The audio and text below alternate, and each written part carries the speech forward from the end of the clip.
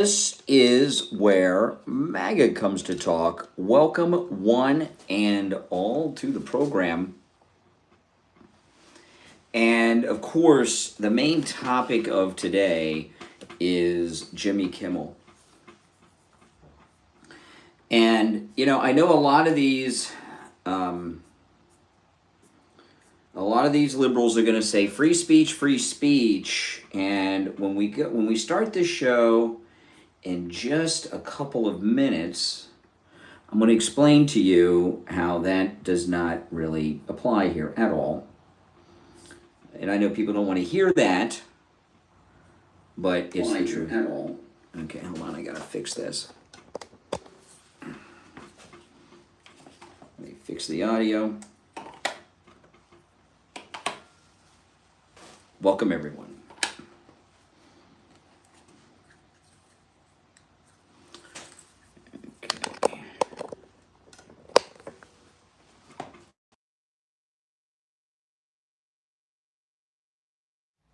But we're going to talk about what's going on with Jimmy Kimmel and how free speech is not being violated here. And it's important to talk about this. Free speech. It's very important to talk about this. And we will be taking calls.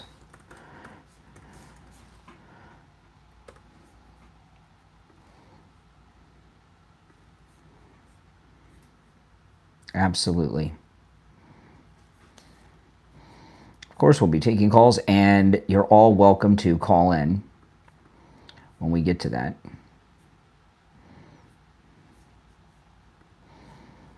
I'm just setting up still, and we'll be going live, and I'll start in really just seconds.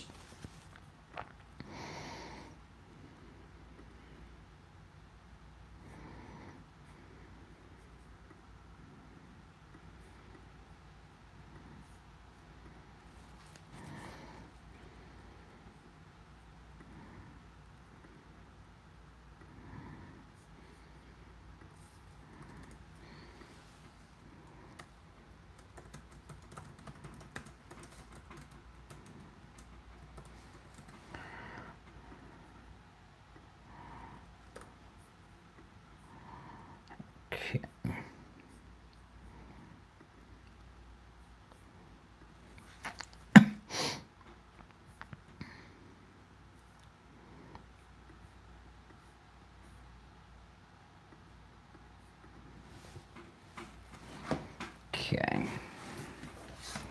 Almost ready. I got this. I'll show this later. I just got this in the mail. It's a Charlie Kirk hoodie. Just got this. I just opened it. It was at my front door this morning. Isn't it nice? Yeah. Just got it.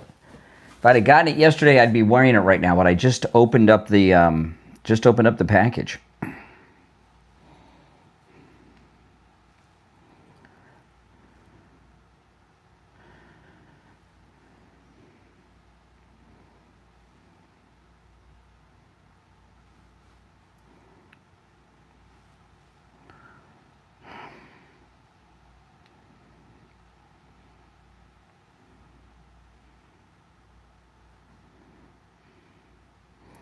All right, we'll be live in seconds, guys.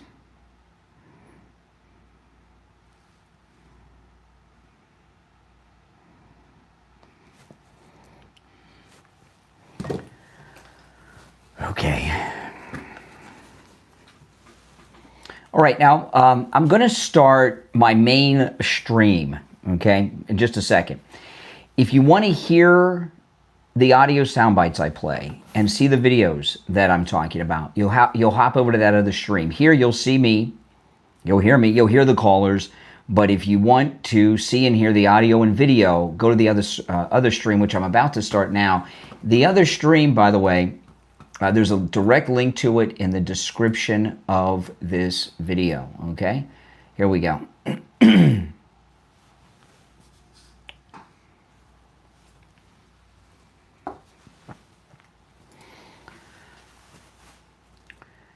Welcome to the program, everyone. My name is Brian Craig, and this is where MAGA comes to talk. Okay, oh boy, did we get just a massive story yesterday. Basically, Jimmy Kimmel has been all but fired. He's been removed from the air. It started with these local affiliates, and then the entire network took him off the air. And they took him off the air for his disgusting comments about the assassination of the late, great Charlie Kirk. And it involved him, I'm not going to play the clip. Enough people will be playing it. I'm not going to play the clip. But he was blaming MAGA people for the shooting. He said a MAGA person did the shooting. And he thought he was making funny jokes and everything. And he's been removed from the air. You may have seen the video. I was watching it this morning. His crew, they were seen leaving the set, everything. Everybody on the crew, everyone just leaving.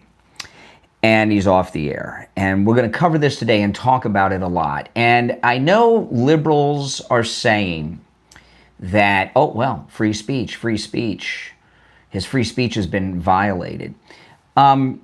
There's a lot to say about that. None of that is true. His free speech rights have not been violated. This idea that you can just go out and say whatever you want to say when you want to say it without any consequences is absurd. And by the way, Jimmy Kimmel can go around and say whatever he wants right now. He just can't say it over there on ABC, on his show.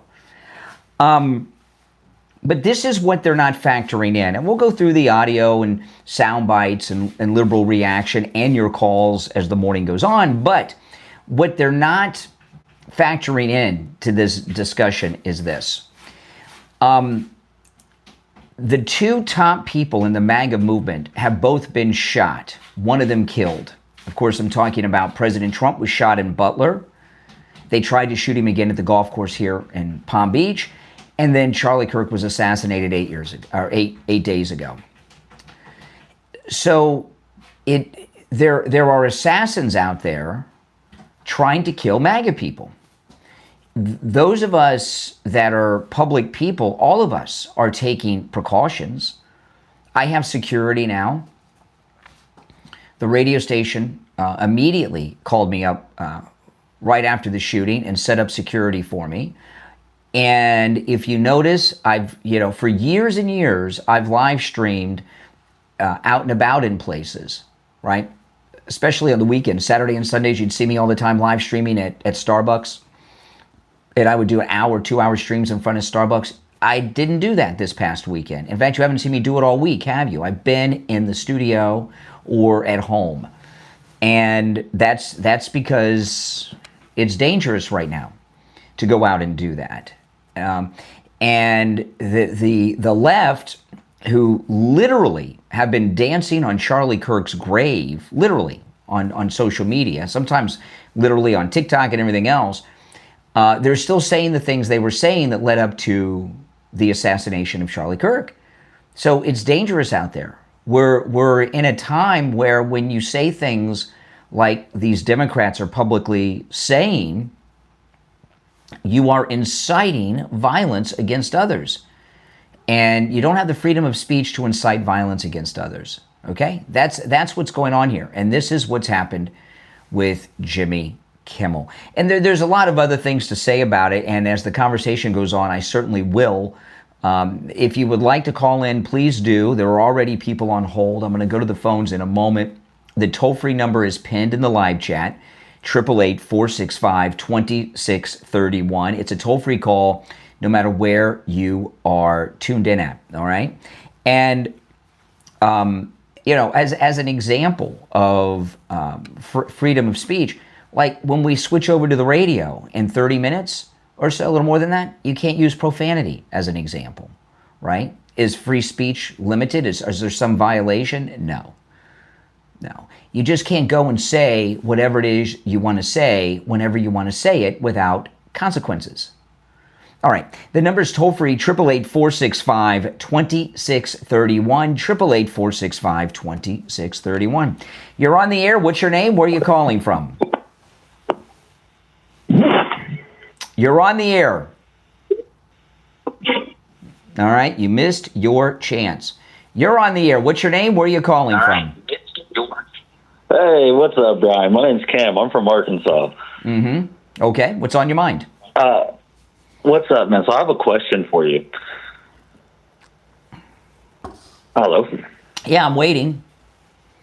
Oh, gotcha. My fault, man. So I'm 23 years old. I'm pretty young. I'm from Arkansas, and I'm wanting to get into politics. And I've been looking a lot into everything, and I'm wanting to kind of do a little bit of what you're doing, mixed with live talks and stuff like that. And I'm just wondering what your advice is, like best way to get into that. Maybe publicly, not necessarily over a live stream, but maybe going in public and doing that. How do you think I should go about doing that? I don't know. Join Turning Point USA. They got all kinds of stuff for that. Do you think that they would just accept some random kid just off, like, you know what I mean? Like, I don't know. I have no, like, importance. I don't know. I mean, I just started out when I was younger than you. I've been on the air since I was like 18 or 19, and I'm 54 now. So I've been doing this since I was younger than you. You just okay. And would you say that you have a fairly big following, and like, not a big following, but would you say that you've like reached quite a few people throughout your time doing that? Quite a few people. Just here on YouTube, I've had over 2 million people watch me in the last month. Just on YouTube. That's not including all the radio stations and my podcast. I have millions of people who watch or listen to me on some platform each and every month. Millions and millions. Rock on. All right, man. Well, I do appreciate you. So you think joining Turning Point USA would be a good starting point, and maybe pivot me into if you're conservative, if you're liberal, good luck. Absolutely. Yeah. All right. Take care, man. All right. Hey, listen, I'm going to move on. I appreciate the call. You're on the air. What's your name? Where are you calling from? Hey, how you doing? This is Noel. I'm calling from Connecticut. All right, Connecticut. I'm MAGA. What's on your mind? So, well, just about the Charlie Kirk thing. And the Jimmy Kimmel thing, which I'm very glad he's off the air. He should have been off the air like years ago, in my opinion. But it is a slippery slope because we talk about free speech, and I literally just yesterday I got kicked off of TikTok for 3 days. I'm suspended because I was arguing with a liberal. Well, don't tell me what you got suspended for. You're gonna get me in trouble. Listen, this idea. Oh, sorry. Okay, I'm just saying. Let me interject here. This idea that you can just say whatever you want to say whenever you want to say it is complete BS. I don't know where this illusion came from. So far as Jimmy Kimmel, okay, and this is what people got to understand. There are assassins that have shot the top 2 MAGA people in America. President Trump and Butler was shot. They tried to shoot him again at his golf course in Palm Beach, right? But he got shot the first time, and they just assassinated Charlie Kirk. So there is a wave of liberal violence out there. And to go on national television and joke about it, excuse it, and blame others other than those that are responsible is irresponsible as a public speaker and a broadcaster. And people's lives are in danger. And when you continue to behave and say the things that were said that led up to the assassination of Charlie Kirk, you've gone over the line, because what you're doing is you are inciting violence against others, and that's illegal. Yeah, that is true. It's basically almost promoting it in a way, or calling if you put something, you make something so irrelevant that it doesn't matter. You can do this kind of thing, anything in life, anything. People with maybe like psychological problems or whatever, they'll act on that, and they'll have their minute of fame. It's by him saying what he said. It's almost like he could have just said, "Hey, I'm glad he was unalived." You know what I mean? It's the same thing. He just said it in a different way, and it's freaking bullshit. I mean, you have it doesn't matter what side. I mean, it's nothing to be people on the left. They about. this thing of free, like, for example, the last caller who was calling in with some thing about me, wanting to tell him what I've learned in over 30 years and give it to him so he can do what I do. I ended the call because I got a discussion going. Did I violate his free speech? No, it's my show. You're not. Your free speech doesn't mean that you can call in and then talk about whatever you want.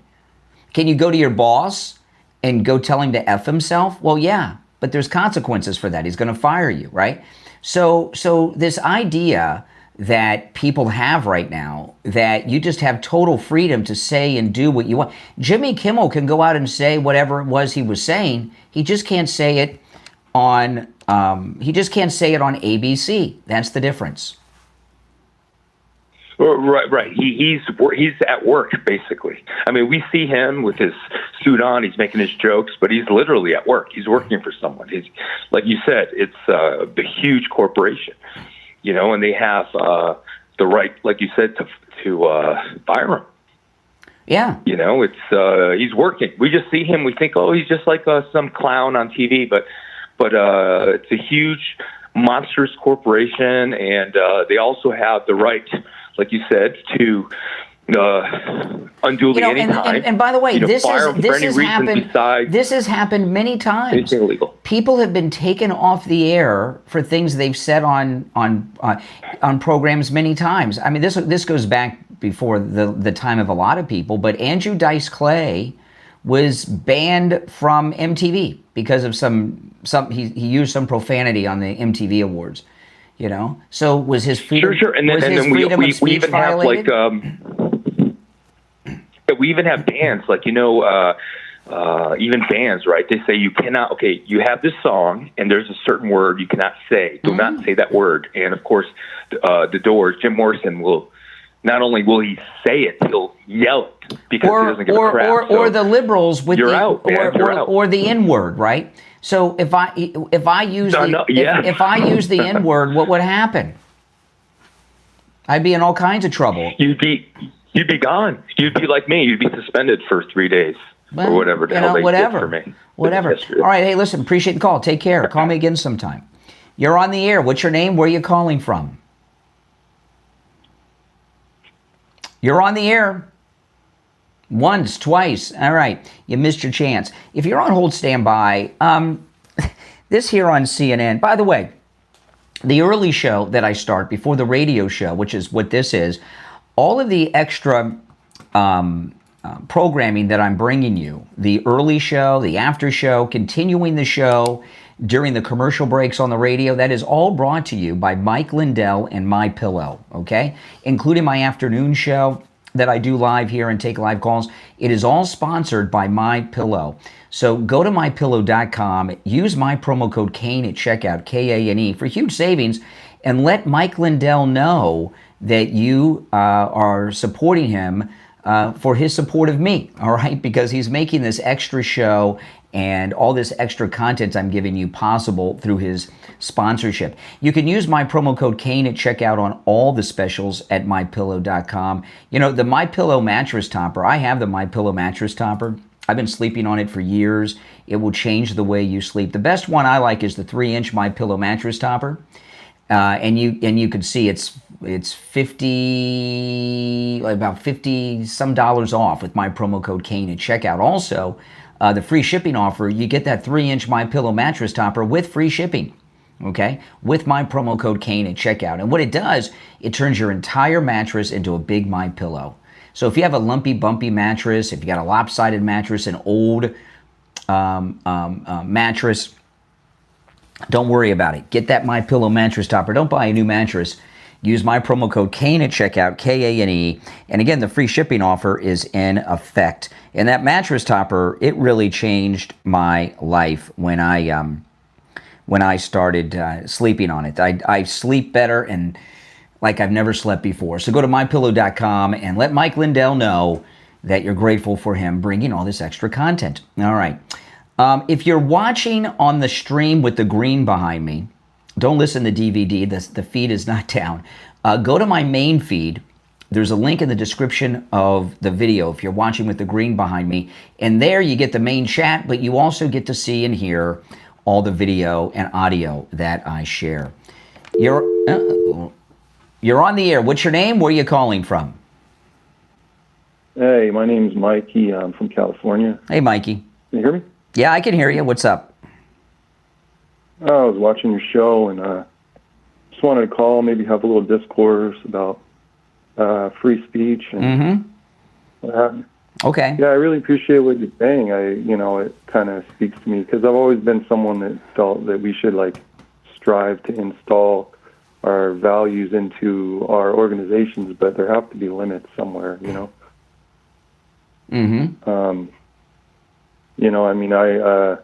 I'm definitely kind of more left-leaning, but I really feel like I stand apart because there are a lot of atheists on the left, and I've never been an atheist. Well, I don't know how you can be are you a Christian?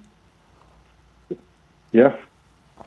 Yeah. I don't know how you can be a Christian and a Democrat with their support of abortion and other things, but, Well, it's the pragmatism. I just, there are really high death rates for women the other way. And, yeah. But yeah, I agree with that too, to some extent. I mean, it's really a shame what happened to Charlie Kirk, and a big nightmare that should happen. And it sure is. Hey, listen, I appreciate the call, okay? If you're on hold, hang in there. I want to share, I got a lot of audio to play today. And this one here, this is Jeffrey Toobin, and it's from CNN. And, for CNN to have Jeffrey Toobin on, do you guys remember what happened with Jeffrey Toobin?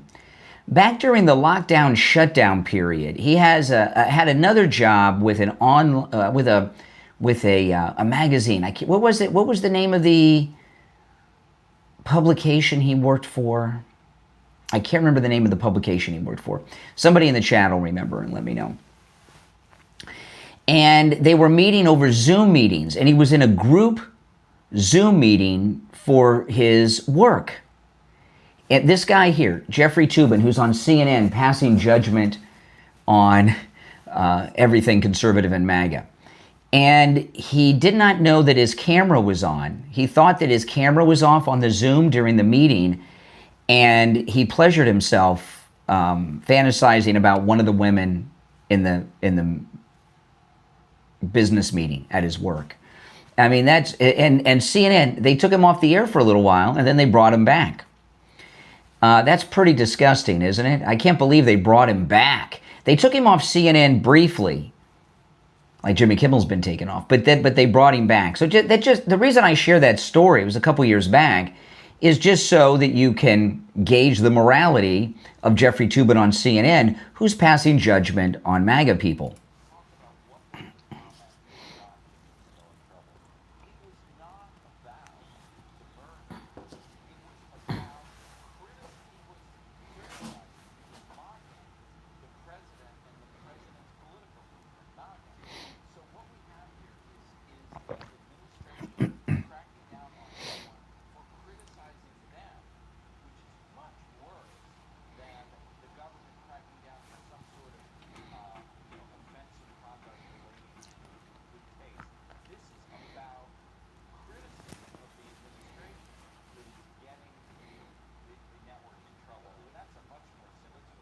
Oh, okay. The administration didn't take him off the air.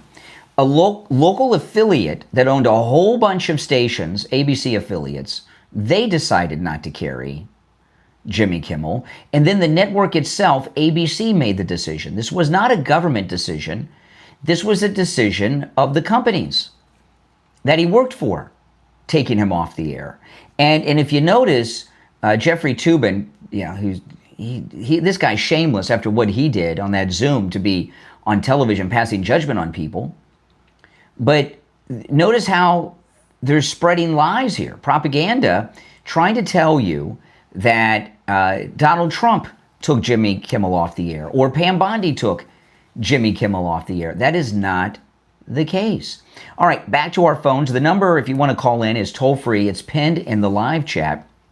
888-465-2631. You're on the air. What's your name? Where are you calling from? This is Mike from Louisiana. Hey, Mike. How are you? Think about this now. George Carlin, with his bit about the 7 or 8 words that you cannot say on television, right? You know, and all this stuff. And think about it. Jimmy Kimmel is a talk show host. There's no way that people like Johnny Carson or Jay Leno, who spent how many years, both of them spent total how many years I don't know. on the Tonight Show? I don't know, a lot. You know, yeah, hold on. Well, let me explain it in another way. Like, I have some limitations. I take live calls. I don't screen the calls. Everything's unvetted, right? Like, you just call in, I put you on hold. I don't know who it is. I just, like I did you, right? And I have some rules here. You can only call one time per show, one time per day, right? But that doesn't mean, it's actually one time per show. So I do another show in the afternoon. You can call this one and that one. That's not an invite, Mike. But I'm just saying, I have a rule. You can only call once per show. Am I violating your free speech? No. It's my show, right? No, I mean, yeah. Yeah, it's your show. Or this one. And here's another one. Fridays on the program, which is tomorrow already, if you can believe it, Fridays is open phones. I call it Open MAGA Mike Friday. And on Friday, you can call in about any and everything on your mind. You don't even have to reference what I talk about. Monday through Thursday, you got to talk about what I'm talking about. So am I violating your free speech then? Or not? Or is it my show that I'm running? No, and that's the thing. There are certain things that you cannot say. When you decide to switch over from this to the radio, we cannot say the word. Some words on the radio, we cannot say that. Yeah. Yeah. That's the deal. That's right. And it's and we're on a delay. And if you say one of them, I have to hang up on you and dump the call when we're on the radio. Yeah. And that's the thing. And this is not like you said, was not the government that did this to Jimmy Kimmel. This was, first off, it was the affiliates, and second off, it was, the mouse. That's right. Disney. Yeah, ABC Disney. Yeah, that's right. All right, Mike, take care. All right, good call. You're on the air. What's your name? Where are you calling from? Hey, Brian Craig, Winter Garden. How you doing? All right, what's on your mind? This thing with Jimmy Kimmel, and maybe I heard something wrong, but what to me was even more disturbing than what he said was the audience was cheering and laughing and clapping. Is that true? Well, yeah, I mean, sure. I'm not going to play the audio, okay, or the video. I don't want you to. And there's a couple reasons I'm not, but I'm choosing not to. It's going to be all over, so you guys, See, here's what they're not factoring in, okay? They're shooting and killing MAGA people, okay? And the reaction of the left has been approval, celebrating it, and joking around about it. All of these things can incite violence. And, when you have an audience, like I was talking to a caller earlier, over 2 million people watch my YouTube channel every month. Over 2 million. I've got a lot more people that listen to my podcast on the podcast platforms. Plus, I'm on the radio on a whole bunch of radio stations. So I have millions of people that listen to me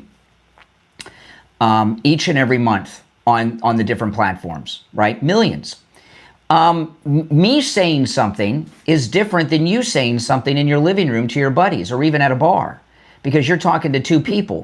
Jimmy Kimmel and me, we're talking to millions of people. So with that comes responsibility. And when you're a public speaker or a broadcaster, you have to be responsible because what you're saying is reaching so many people. Right? So yeah. Go ahead. Well, that's my point. I'm saying there's the left has gone so far left, but what that's going to do is they're going to lose numbers.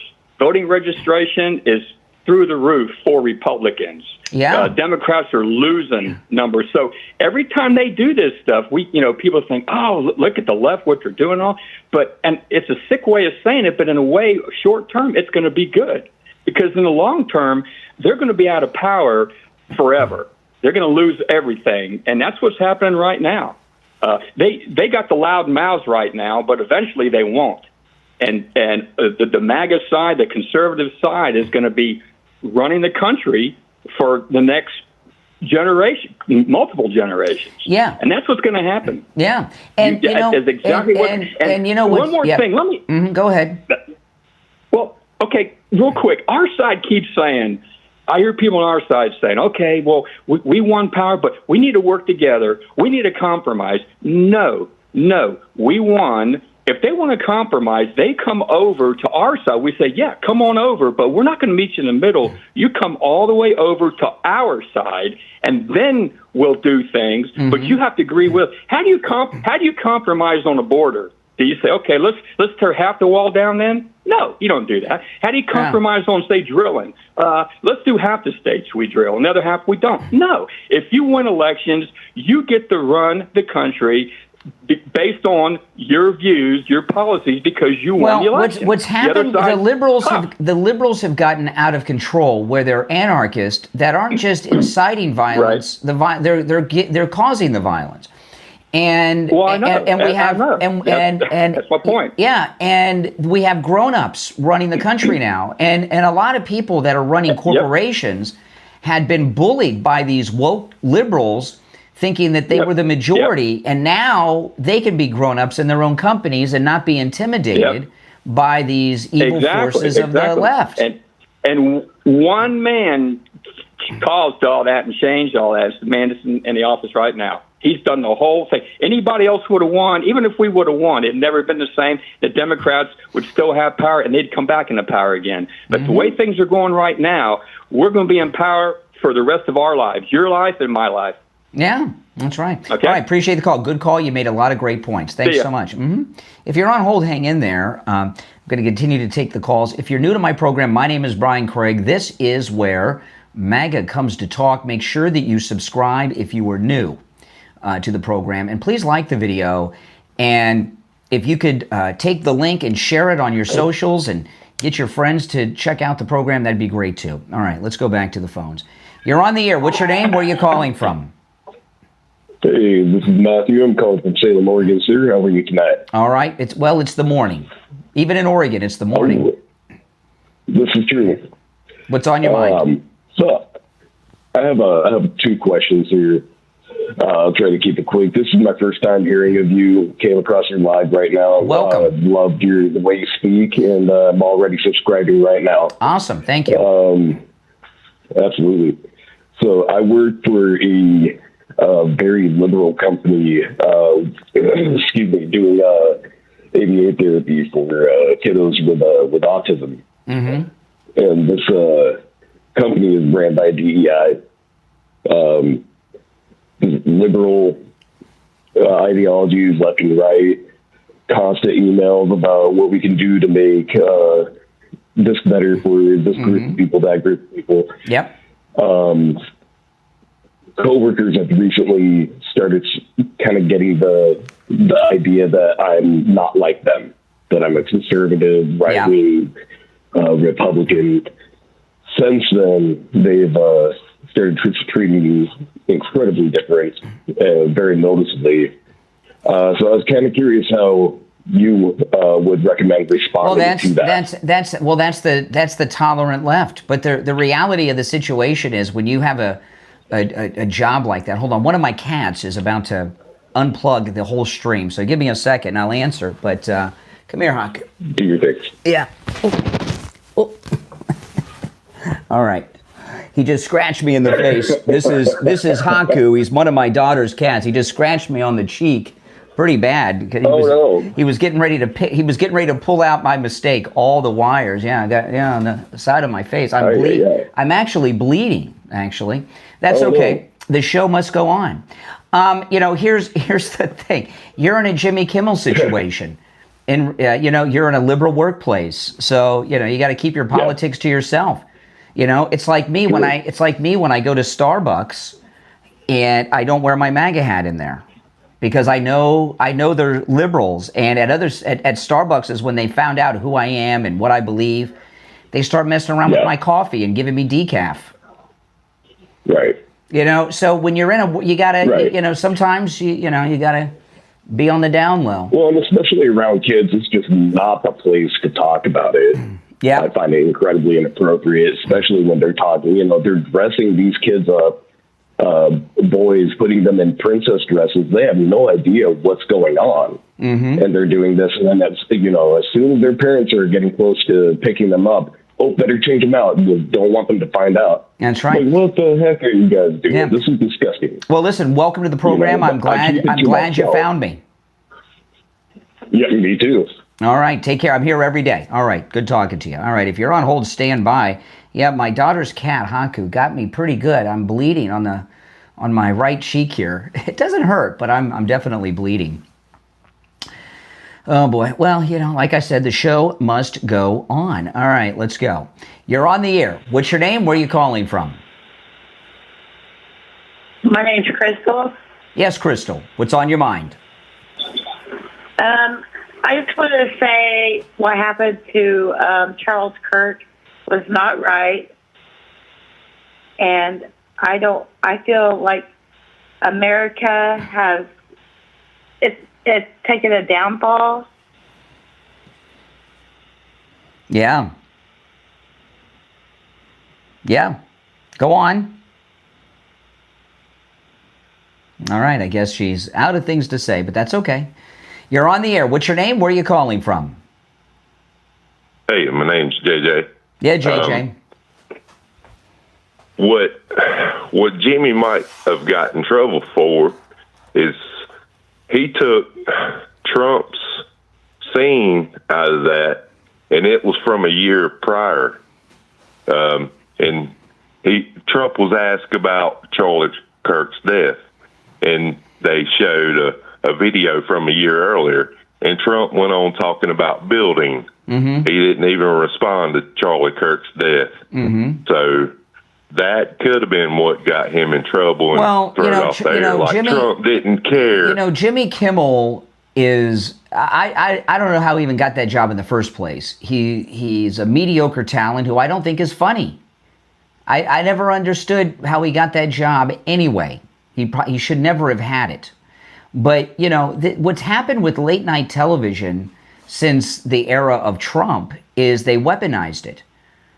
It's become a place of just pure hate against the MAGA movement. And the two top leaders in the MAGA movement both had been shot. One of them murdered 8 days ago. And when people are, I was talking with Steve Kane the other day. He worked on a national radio show when Kennedy was killed in 1963. And Kennedy, of course, was a Democrat. The host was a Republican. They took him off the air for a month because he was an anti-Kennedy guy. And then Kennedy got shot, and they took him off the air because they thought the audience would blame him for the assassination. When there's a plane crash, we don't do commercials on the radio for airlines, okay? And what Jimmy Kimmel did was over the line and in bad taste and irresponsible. Yes, sir. One thing you hear the Democrats talk the least about is God. They never talk about God. No, well, they're godless. Our quarters used to have the face of the president facing in God we trust. Mm-hmm. Now it's turned away from that. So yeah, hopefully Trump will come out with some Trump quarters one day. Well, you can't have a living it's against the law to have a living person on money. Yeah. Yeah. But he'll be on money one day. Good show. He'll probably be on the $100 bill, wouldn't you think? One day, President Trump, many years, I'll probably be gone by then, but one day he will be on money. Yeah, if you're just tuning in, one of my cats was about to rip out all the wires for the live stream and that I'm connected to the radio station. I went and picked him up. He was on a ledge. He was just getting ready to get tangled in the wires, and he panicked, and he just gave me a gash on my right cheek, so I'm bleeding a little bit. And it's starting to hurt. You're on the air. What's your name? Where are you calling from? Good morning, Mr. Craig. It's Eddie from New Hampshire. Hey, Eddie. What's on your mind? Well, I saw the thing that you were talking about with Jimmy Kimmel basically getting axed off of the network. And my thoughts are, you know, the feeling with it is you work for a major broadcast company. You know, they might have given you a spot for your show, but that is not your network. So if you say something like whatever you did, you are accountable for every bit of it. And it sounds like to me he's crying like a baby because somebody decided to, forgive the term, pee-pee slap him and fire him. Yes. Yeah. You do what you do. You do what you do. You alienate people at a time where a man was killed for doing nothing more than what he does, which is talking to people. Well, let me give you an example here, okay? That, you know, if you take it away from politics, you're right on the money. You know, I'm wearing a Star Wars shirt now, so I'm a Star Wars fan. Now, here on my YouTube channel, I could talk about Star Wars all day. You guys probably wouldn't be watching. But when the radio station clicks me on in 2 minutes, if I spent the next hour talking about Star Wars, what do you think would happen? What would the radio station do? Yes, sir. They would probably tell you, hey, you need to knock this off, get to what you're doing, or you're gone. Yeah, and then exactly. So has my free speech been violated, or do they own the radio station, right?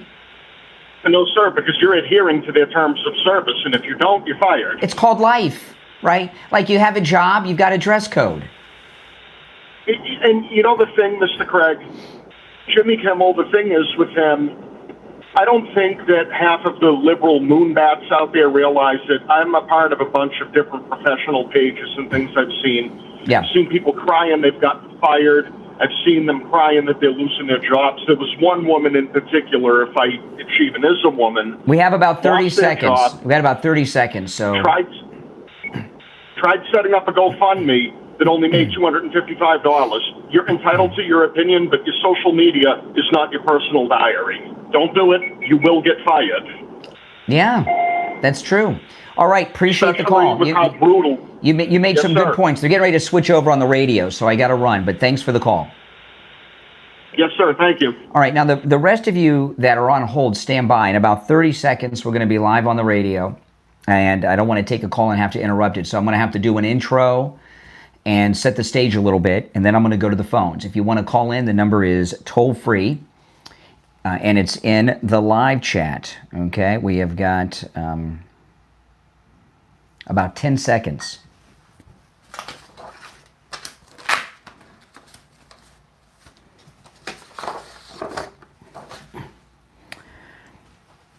Welcome to the program, everyone. My name is Brian Craig. You are listening to Florida's longest-running radio show, The Steve Kane Show, on the radio since 1977, celebrating 49 years on the radio. We already have people on hold, and of course, what the main story is today is Jimmy Kimmel removed from the air by ABC over his disgusting comments involving Charlie Kirk and the assassin. And if you're on hold, stand by. We're going to talk about this in detail, and I'll share with you as the show goes on some audio sound bites of the reaction of the lunatic liberals and everything else. But the main thing that I'm hearing from people out there is, for some reason, they believe that Jimmy Kimmel's First Amendment rights have been violated. That is not the case. In fact, Jimmy Kimmel can still say whatever he wants about Charlie Kirk and the assassin and his theories on it and everything else. He just can't do it on ABC. His free speech has not been violated. In fact, now the other thing they're trying to get going is that President Trump and Pam Bondi and the FCC chair, that all of them got him off the air. None of this is true. It's amazing to me how they lie to us about what's happening before our very eyes. And what had happened, and it's very simple, is an affiliate company that owns a lot of ABC affiliates. We're not going to carry the show, and in its place run a tribute to Charlie Kirk. It caused a media sensation, and ABC has suspended him indefinitely over this. I have seen people taken off the air for saying much less Those of you that are longtime South Florida radio listeners, remember the late Hank Goldberg? Hank Goldberg was a sports talk host and pretty famous guy, and in Miami radio, and he was on ESPN and everything. He was always getting, it seemed like once a month, he was getting suspended from his radio station for something he said on the air. It was happening all the time. You know, when you work for someone, whether it's a television network, an office job, whatever it is, there are rules of conduct that you must adhere to. You know, you could go into your boss right now and tell him to go F himself. What's going to happen? He's going to fire you. Has your free speech been violated? You know, the reason the left are rallying around Jimmy Kimmel is because they like what he was saying, and they hated Charlie Kirk. And the left have been going around. It's been 8 days since that Democrat assassinated Charlie Kirk. And we've had a week and a day of what? Democrats literally, not figuratively, literally dancing on Charlie Kirk's grave with videos online, right? Many people blaming him for his own assassination. I played some clips yesterday. CNN, Montel Williams, that idiot on ABC News, who was talking about this love story. Montel Williams was even implying that the assassination, the assassin he was defending his lover, and it was romantic. Remember all this stuff? You know, we have had lunatics running this country, and we have adults in charge now. And a lot of major corporations, ABC, Disney, and other corporations, have believed that liberal wokeism was the mainstream mindset. And they've been intimidated by these wokesters for years. And now what they've seen with the re-election of Donald Trump, the just overwhelming grief that the country is going through, the entire nation, over the assassination of Charlie Kirk, they're realizing, hey, these wokesters are some minority group of freakazoids. Why are we listening to them and destroying what it is we've built, right? That's what's going on here. So what's happened with Jimmy Kimmel, it is the right thing. And I'll say this as well. They are shooting and killing MAGA people, the left. The two top MAGA people have been shot, one of them killed. President Trump was shot in Butler. They tried to shoot him again at the golf course, and then Charlie Kirk was assassinated. When they're out there shooting MAGA people, assassinating MAGA people, is it responsible or irresponsible to go out there and talk the way that these Democrats are talking? Because what they're doing, Jimmy Kimmel and others, what they're doing is they're riling people up, which can incite them to commit violence. As an example, Charlie Kirk's assassination, I do believe, as I've said for a week and a day, the same people that killed Kennedy, Bobby Kennedy, Martin Luther King, shot the president in Butler, are the same people that assassinated Charlie Kirk. However, this assassin thought he was a fascist. So it wasn't hard for them to recruit this guy and get him to do what it is he did to Charlie Kirk. And this fascist talk and this Hitler talk has been driven by liberals that are in the media, of which Jimmy Kimmel's one. The left are inciting violence against MAGA people, and they just got one assassinated. So you don't have the freedom to incite violence that results in people getting hurt or even killed. So I want to hear your thoughts about all of this. The number is toll-free, 1-888-465-2631, 888-465-2631. You're on the air. What's your name? Where are you calling from? Hey. Yes, you're on the air. Oh, shit, I'm on the air. Okay, all right. First dump of the day.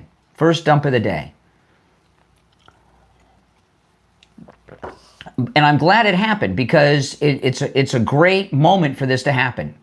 Okay? We're on a whole bunch of radio stations, had to hang up on that caller, and we had to hit the dump button because he used the S word.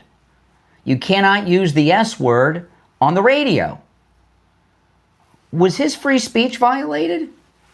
Or was he irresponsible and we had to take immediate action by hanging up and dumping what he said? Exactly. You know, when you take it out of your hatred of MAGA people, it makes more sense to you, doesn't it? All right, let's see. Yeah, let's take some more calls. What the heck? You're on the air? What? No, hold on. The delay has not re-engaged. Let's wait for the delay to re-engage, and then we'll go back to the call. So you got to be careful. Got to be careful. Got to wait for the delay to build back up. But, you know, this is it. This idea, you know, the reason they're defending Jimmy Kimmel is because they agree and like what he was implying and saying. And that is a fact. All right. We will take your calls as this goes on. But first, while we're waiting for the delay to re-engage, I want to talk about Friendly Tire and Margate. Oh, man. You know, if you're driving around and need tires, go to Friendly Tire and Margate. He has the lowest prices on new tires you'll find anywhere. I've been buying tires there for probably close to 20 years. Okay, and the prices there are amazing. New tires out the door and on the road for as low as $75 a tire, because Friendly Tire doesn't charge you to balance the tire, mount the tire, or dispose of your old tires. And I'll tell you this, he has to pay a guy per tire to dispose of the tire. I didn't realize that. I thought some recycling guy made money off the old rubber of the old tires. No. And the amount that he has to pay is not inexpensive. I was surprised. He told, I can't tell you, but Mike at Friendly Tire told me he has to pay someone per tire to take the old tires away. Okay, but he doesn't charge you to just, that's why, you know, some places charge you for that. He doesn't. So when he gives you a quote over the phone, that's the out the door on the road price.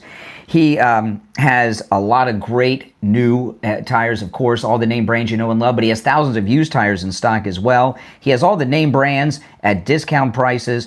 Give Friendly Mike a call, 954-977-9445. 954-977-9445. That's 954-977-9445 for Friendly Tire and Margate. All right, back to the phones. You're on the air. What's your name? Where are you calling from? Hi there. My name is Chester. I'm calling from Idaho. All right. How are you doing? I'm doing all right. What's on your mind? That's good. So back in August, as I'm sure you're aware, President Trump had a meeting with Putin in Alaska, which he promised would bring about an end to the Ukraine war. Of course, he not only failed to stop the bloodshed, but rolled out a red carpet for the man who started it, which is extremely embarrassing. Anyways, today is September 18th. I was just wondering if you felt any regret for titling your August 18th stream covering the meeting, "The War in Ukraine is Over," and if you recognize that you ran that headline because you're a hack and a fake journalist. No. No regrets. Okay. Well, you do know that the war in Ukraine wasn't over then, and it's not over a month later, right? Well, I'm sorry that we have two insane people that won't come to the table and end the war. President Trump shouldn't try? Well, yeah, but it's not about them. It's about you running a false headline because you're sloppy. Yeah. So why did you do that? You think I want Isn't that like a total lack of foresight? You think I want Isn't that like totally jumping the gun? There's nothing I will ever do that you will approve of.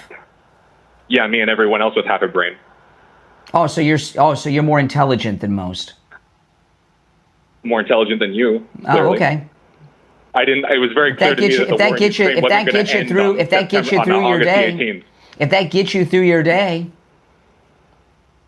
It doesn't get me through my day. I'm just saying that you're an idiot. You think I care? You think I want your approval? You should care about being a reputable source. Yeah. You should care. I am a reputable source. No, clearly you're not. You said the war in Ukraine was over a month ago, and it's still not over. Well, that's a sad thing. Why did you do that? That's a sad thing. It is a sad thing, and also you're not. And also you ran a false headline. No, it was not a false headline. Yes, it was. You said the war in Ukraine was over. And First off, I don't run headlines. Yeah, you titled your stream. Well, I have titles. Okay, sure. You titled your stream, and it was false. Those are not headlines. Aren't you supposed to be a journalist? You're on C-SPAN. No, dude. I'm not. I'm not a journalist. Okay, well, shouldn't you tell the truth to your audience? I'm a talk show host. People listening to Brian Craig right now, don't you deserve better than that? Yeah, they deserve you. Don't you think your audience, they deserve me? They don't deserve you. Yeah. Anyways, do you have anything else to say for yourself? I haven't said anything about myself. You think I'm going to defend myself to you? He hung up. I did not hang up on him. Oh my goodness. If you're on hold, stand by. I am bleeding, actually. I got scratched by a cat this morning, and I've got this gash. Kind of look like Scarface Al Capone. I got this gash on my right cheek. I think it might be scabbing up, and it hurts like nobody's business. And I'm trying not to touch it because, you know, those cat scratches itch. If you're on hold, stand by. Our number is 888-465-2631. It's a toll-free call. No matter where you are listening, you're tuned into the longest-running radio show in the state of Florida, the Steve Kane Show, on the radio since 1977, celebrating 49 years on the radio. We'll be right back. All right, let's take some calls. You're on the air. What's your name? Where are you calling from? Oh, my name is Paul, and I'm from Maryland. Hey, Paul, what's on your mind? Yeah. What's on your mind?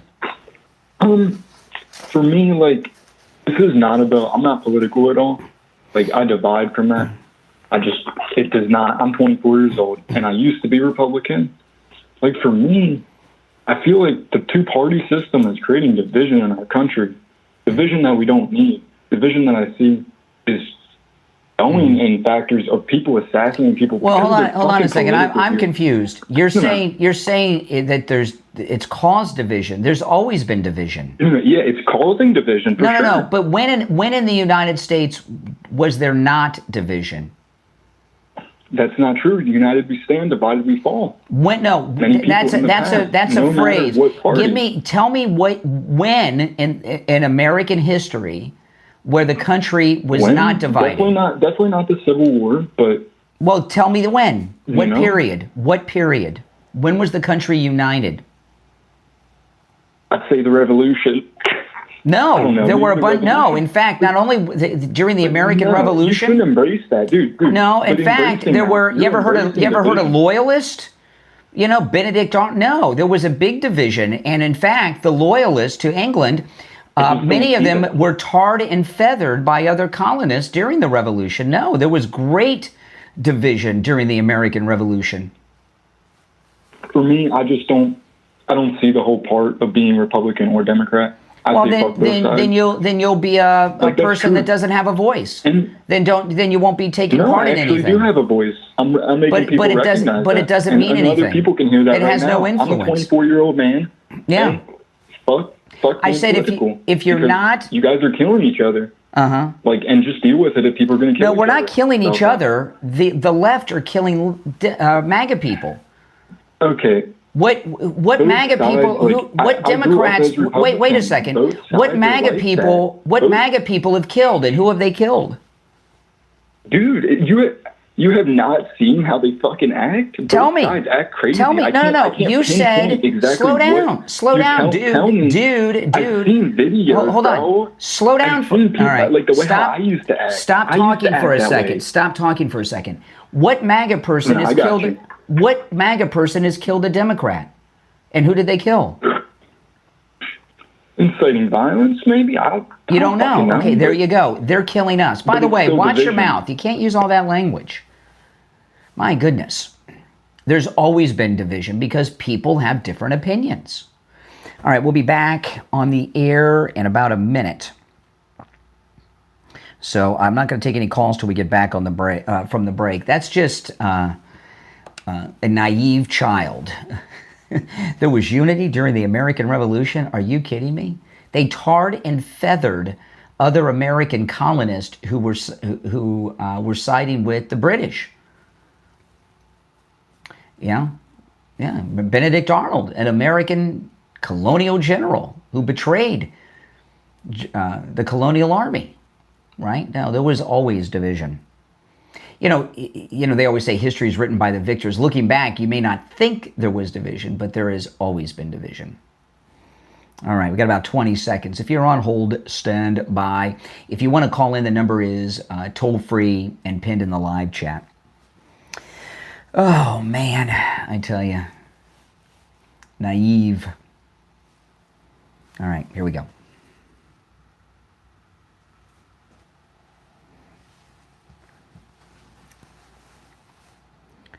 Welcome back, everyone. I'm Brian Craig. You're listening to The Steve Kane Show, Florida's longest running radio show. And of course, we're talking about Jimmy Kimmel being taken off the air. So let's go back to the phones on that. You're on the air. What's your name? Where are you calling from? I'm Stephanie. I'm calling from Tennessee. First time catching your show. Welcome. So, thank you. I was happy. I'm sorry I missed it when I lived in Florida. You know what? These people like Jimmy Kimmel and all the rest of them, evidently their parents did not teach them respect growing up. And it is their parents' fault. And if I were to run into one of those people and they were to say something that horrible, I would try to remedy the situation. Well, the thing with Jimmy Kimmel, okay, I'm answering all these lines that are coming in. See, what happened with Jimmy, are you back with me? I am. Okay, Jimmy Kimmel was a useful idiot to the left. Years ago, he did a blackface sketch on television. And I'm sure this will be in the news and online today. So they've had him always doing their bidding, the liberals, ever since then, because they had that blackface video of him. So they use that as blackmail to get him to say and do whatever it was. And there was one instance, it was either the Oscars or the Emmys. I can't remember which one. I think it was the Oscars. He hosted one of them. And there was a black actor whose name I can't remember. He was on that show Blackish, and he was also on Law and Order, black actor. He came out and dressed Jimmy Kimmel down on racial issues while he was hosting that awards. It was either the Emmys or the Oscars. I've never seen anything like it.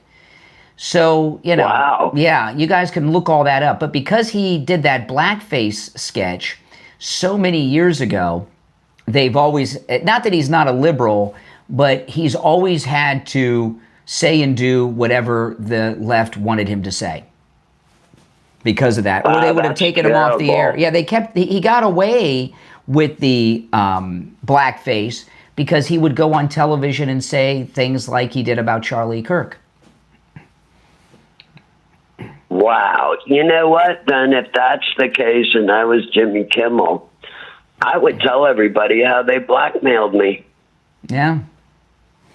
I would tell the world about it and say, hey, I'm a liberal, but they made me put forth this agenda. Mm-hmm. And, you know, speaking of blackface, do you remember on Saturday Night Live when Tim Curry painted Eddie Murphy's face white with shoe polish? What they had a sketch. I remember this. I was like in high school when Eddie Murphy was. Okay. When Eddie, I remember this sketch so well. I used to watch. You know, Saturday Night Live. Yeah, it was fun then. Well, it was good then. Saturday, yeah, it was. But Saturday Night Live is really made for middle school and high school kids, immature people. And they had this sketch where Eddie Murphy went undercover as a white person. And they put him in whiteface, and he went through his day as a white man. It was hilarious, and I'm not going to walk through the whole sketch, but yeah, I'm sure it's online. Go and watch it. He played a guy named Mr. White. I'll have to catch that. Mm-hmm. Well, listen, welcome. I'm glad you found me, and call me again sometime. Hey, thank you so much, and I'm enjoying this show. I like the talk. Well, thank you. All right, take care. All right, if you would like to call in and weigh in on the Jimmy Kimmel removal from the air, the number's toll-free, 888-465-2631. 888-465-2631. You're on the air. What's your name? Where are you calling from? Oh, hold on. Let me answer these other lines here. Ringing off the hook. All right, go ahead. You're on the air. Oh, okay. Hi, I'm Tony. I'm calling from West Germany. Welcome. West Germany. What are you calling from the 80s? No. Is this call from the past? Or, you know, West Germany. I haven't heard that in a long time. Yeah, since the wall fell. Yeah. West Germany. Yeah, we still identify differently. Really? From like West and East. Somewhat. You're German? Well, you're a German? No, I'm American, but I migrated. Oh, okay. Okay. What's on your mind? I don't know. It's just, I feel like if you sympathize for terrorism, I feel like there's consequences to that. Not necessarily saying that there's anything against the First Amendment for doing so, but I don't know. All these people getting worked up about, I got fired for saying this and that. It's who do you kind of the shoe on the other foot. Who is sympathetic to terrorists that you're talking about?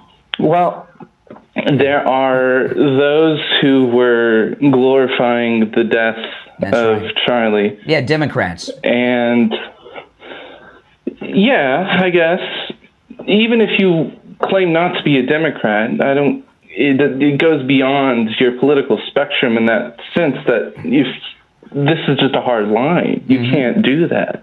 Yeah, that's right. Well, Jimmy Kimmel just learned, and also I wonder, are others, are other liberals that have platforms going to learn from Jimmy Kimmel's removal from the air and stop laughing about a political assassination, the first one in this country in 57 years?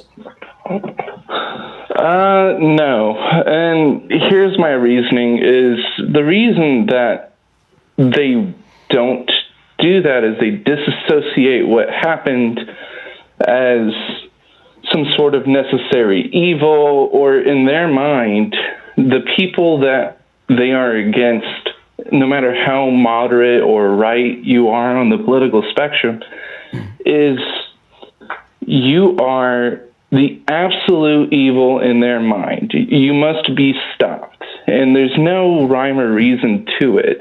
Yeah. It's mostly they don't even have that opinion. A lot of the opinions that they were given were just told to them by their friends and colleagues that these are the opinions that we have. It's an ethos that we must be against this. Yeah. And so it kind of just hyperbole, it gets all sort of blown out of proportion that these things happen. Mm-hmm. Well, the shooter, the assassin of Charlie Kirk was inspired to do it by the Democrats. You're calling from Germany, right? So the Democrats have been calling Charlie Kirk and Trump Hitler. They've been calling them fascist and Hitler for years. So what's happened here is this assassin thought he was killing Hitler. So who's against killing Hitler? They think that's a good thing. Exactly. And what's funny is you couldn't say that willy-nilly over here. Over here, the only way you can call someone a fascist or a Nazi, well, fascist is whatever, but Nazis if they have to actually be a Nazi. Yes. Otherwise, that is a crime. Yeah, well, yeah. It is, yeah. Yeah. I mean, I don't want to get into First Amendment or freedom of speech rights over here, but you can't display the swastika over there, and lunatics over here can. But this is the reality. And the reason there are so many people in America on the left celebrating the assassination of Charlie Kirk is because they think he was Hitler. And who would be against assassinating Hitler? That's how they justify it, and that's pretty twisted. Pretty twisted, and even after they're keeping the inciting of this violence going on the left. I think what they don't realize, of course, if anyone went back in time, and everyone says if I could kill Hitler when he was with his brown shirts, or as a making baby. a muck over in Munich, And even then, it's like, we want to get into philosophical, whatever. But if you were to go back in time and say, we should stop that guy. He's a obviously bad guy, resulted in millions of deaths. Obviously, that's a net good to kill him.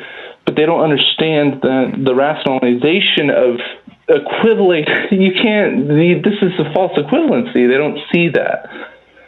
Well, people that are, criminals and mentally, they don't see the wrong. Like if most people that are violent criminals are mentally ill. So when somebody robs you, there's an armed robbery, you're robbed. They think that they're just taking their money from you. They don't even view it as a robbery. So people justify. Most people that do evil things don't think of themselves as evil people. They find ways to justify it. Okay, and in this instance, Charlie Kirk and Trump are Hitler, so that's how they justify it. You know. Hey, listen, I got to run for a break, but welcome to the program, and call me again sometime. All right, have a good one. All right, take care. If you're on hold, hang in there. Very busy phones. One opening on our board at 888-465-2631. I want to talk about Mike Lindell and MyPillow, who's been a strong sponsor of this program and all the content I bring to you for so many years. And there's just great deals going on. And I wanted to talk about the 3-inch MyPillow mattress topper at MyPillow.com, which there's a massive discount. There's a 50, let's see here, 50, I can't see the original, it's almost $60 off. You know, I have the 3-inch MyPillow mattress topper, huge discount on it. I've had it for many, many years. And what it does, the 3-inch MyPillow mattress topper turns your mattress into a big MyPillow, okay? It will change the way you live your life, because if you think you've gotten a good night's sleep, you haven't until you sleep on the 3-inch MyPillow mattress topper. It's amazing. By the way, you get it with free shipping with my promo code Kane. So with my promo code Kane at checkout, Kane, at MyPillow.com, not only do you get a great discount on the 3-inch MyPillow mattress topper, you also get free shipping for the 3-inch MyPillow mattress topper. First night I slept on it, I remember it was a Saturday, and I woke up on Sunday and the sun was out. I never slept in until the sun was out on the weekends. I would always wake up while it was dark until I got my 3-inch MyPillow mattress topper. So if you have a lumpy, bumpy mattress, a lopsided mattress, don't get a new mattress. Get the 3-inch MyPillow mattress topper. Comes in every mattress size. Go to MyPillow.com. Use my promo code Kane at checkout. Free shipping, plus a huge discount as well. We'll be right back.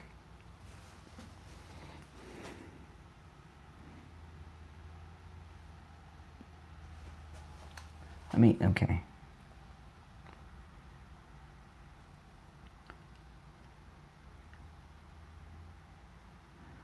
Yeah, it's $49.99 off. I was right.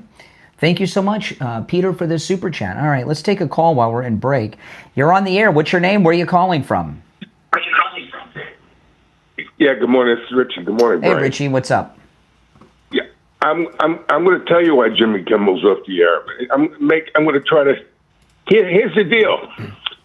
When you go out and you want to drive on the roads anywhere in the United States, you have to take the driver's test. You have to pass that test, and there are rules. Okay, there are rules. You just can't just do 100 miles an hour any way you want. You know, in other words, you have to abide by the rules. Yep. Brian on the radio station has something that Jimmy Kimmel should have thought about. Brian's got a dump button that he uses all the time. Yes. Now, Brian will curse once in a while, but not while he's on the air. That's right. Because there's community standards. Correct. There's community standards, people. You just can't say what you want. They're licensed. ABC is a license. They just don't have free, they can't just, because they're dealing with everybody, not just themselves. And it was the liberal Democrats that gave us the FCC to control speech. FDR did it. Yeah, so it's not free speech. So all these idiots that say, well, it's free. It's not free speech. There's community standards all over the United States. You have children listening. You influence people. Just like on the radio station, when you call up and you start cursing and Brian's got to dump you because you got a foul mouth. Well, Brian will curse when he's on his own podcast once in a while. Everyone does, but at that point, it's not a license that he's worried about. It's the standards of the platform. Yeah, that's why on cable news, like the other night, Greg Gutfeld used some profanity towards Tarloff because it's cable. And if it was coming over the television station, it would be bleeped. Yes. It would be bleeped. Mm-hmm. So there are standards, and Jimmy Kimmel and the Democratic Party and ABC News, Stephanopoulos, all of them, when they call people Hitler, they're offending half the country. It's an offensive thing, and they're licensed, and they got to watch their mouth. They have to watch what they say. They just can't do what they want and say what they want. Yeah. And that's the bottom line. That's why he should have lost his job a long time ago. And it's not because of feelings, and it's not because he did something against us. He did something against America. He did something against that license that they signed, that ABC signed that license. And they might lose their darn license. So then they can go on, they can stream it, and they can say whatever they want when they go on stream. But that license is very important to them because of advertising. Well, plus, I talk about this from time to time. You know, a lot of my content is on the internet, and you may hear me drop some profanities from time to time, but I still stick within. Once in a while. But I still stick into what I consider to be broadcast standards. Maybe it's out of habit, or maybe it's just because I have class, you know. But you know, you have to, when you have, you know, I just looked, 2.4 million people watched me just on YouTube in the last 28 days. 2.4 million people. That's just on YouTube. That's not my podcast, and that's not the radio stations. So when you have when you're talking, I've told this to you, Richie. We're coming back. So you want to hold on after the break and talk? Yes. All right, hold on. Stand by. We're going to be back in about 20 seconds, and I'll begin with my thought, and then we'll continue. Okay, stand by. Yeah, that dump button is very important. Hold on. Welcome back, everyone. I'm Brian Craig. You're listening to the Steve Kane Show, Florida's longest running radio show. I got Richie the bus driver on the line. We're talking about Kimmel, Jimmy Kimmel. If you're on hold, stand by. You know, I wanted to talk, you know, I've had this discussion with you many times over the years, Richie, and I think you woke up to it a few years ago, so we haven't had this talk in a while. Yeah. But when you say things to your buddy in your living room or in the backyard or at a bar or a restaurant, you're talking to 2, 3, 4, 5 people, it's not the same as what I do or Jimmy Kimmel. And just this in the last 28 days, I just looked because I get, you know, to my online audience, okay, I get very exact numbers. Just on my YouTube channel, Brian Craig Show, this does not include the radio stations, and it does not include my podcast on all the podcast platforms. This is just my YouTube channel. Over 2.4 million people have watched me on YouTube in the past 28 days. That's a lot of people. And in fact, the exact number, and just and I'm making a point here. I'm not bragging. Okay, I get these numbers every month, and I don't normally talk about them.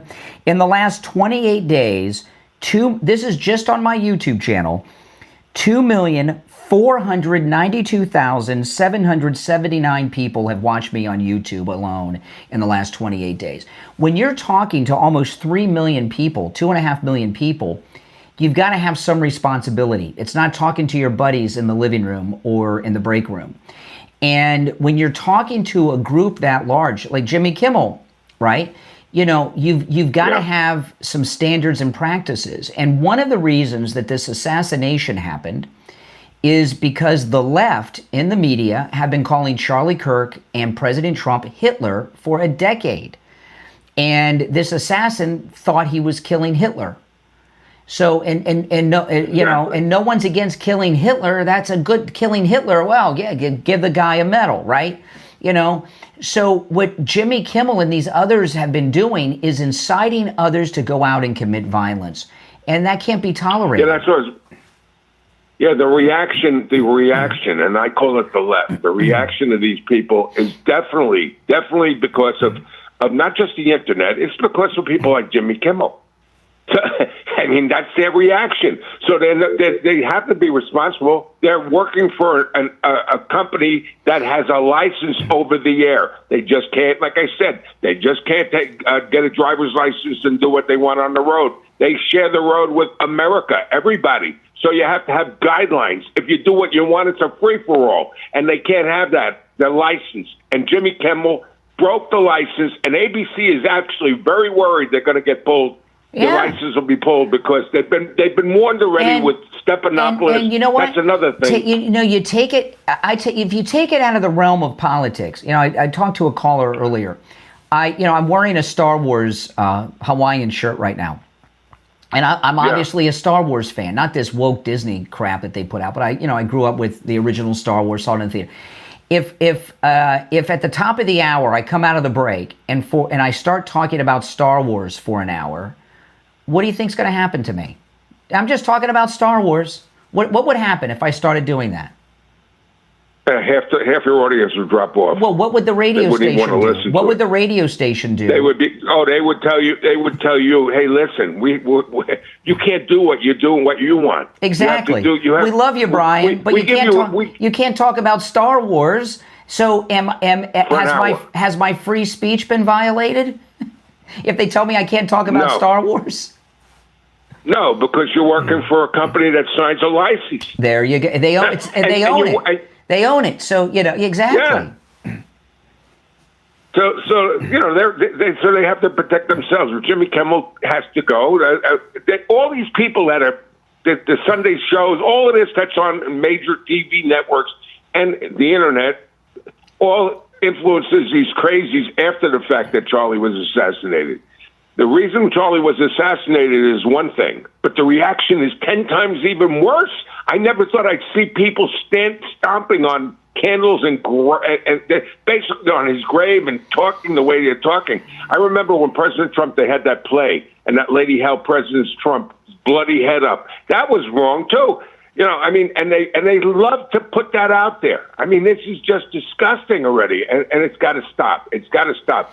It wasn't like that in the 50s. They used to talk about Leave It to Beaver and Ozzie and Harriet, but the country wasn't as violent as today, and there's got to be a reason why they talk about these drugs that we're taking that causes violence.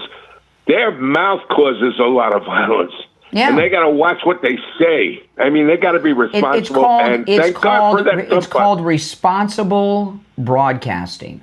You've got to be a responsible broadcaster and community standards, not your own standards. And I have seen. I was talking. You'll remember this. There was a guy on the radio in Miami who was very famous. I'm not talking about Neil. I'm talking about Hank Goldberg. Hank Goldberg was he was a sports guy. He was a fat guy. He was a sports talk guy. And he was very big. He had a show in Miami on WQAM, and he was also on ESPN. He was very famous nationally. It seemed like once a month or two, he'd get suspended from his radio show because he'd say something on the show that the company that owned the radio station didn't like. It happened all the time, and nobody said free speech, free speech. You've got to have responsible people out there. And when there's an assassination and there are people out there shooting MAGA people, and you're cheering them on, egging them on, and excusing it, that's not responsible. All right, Richie, I got to run.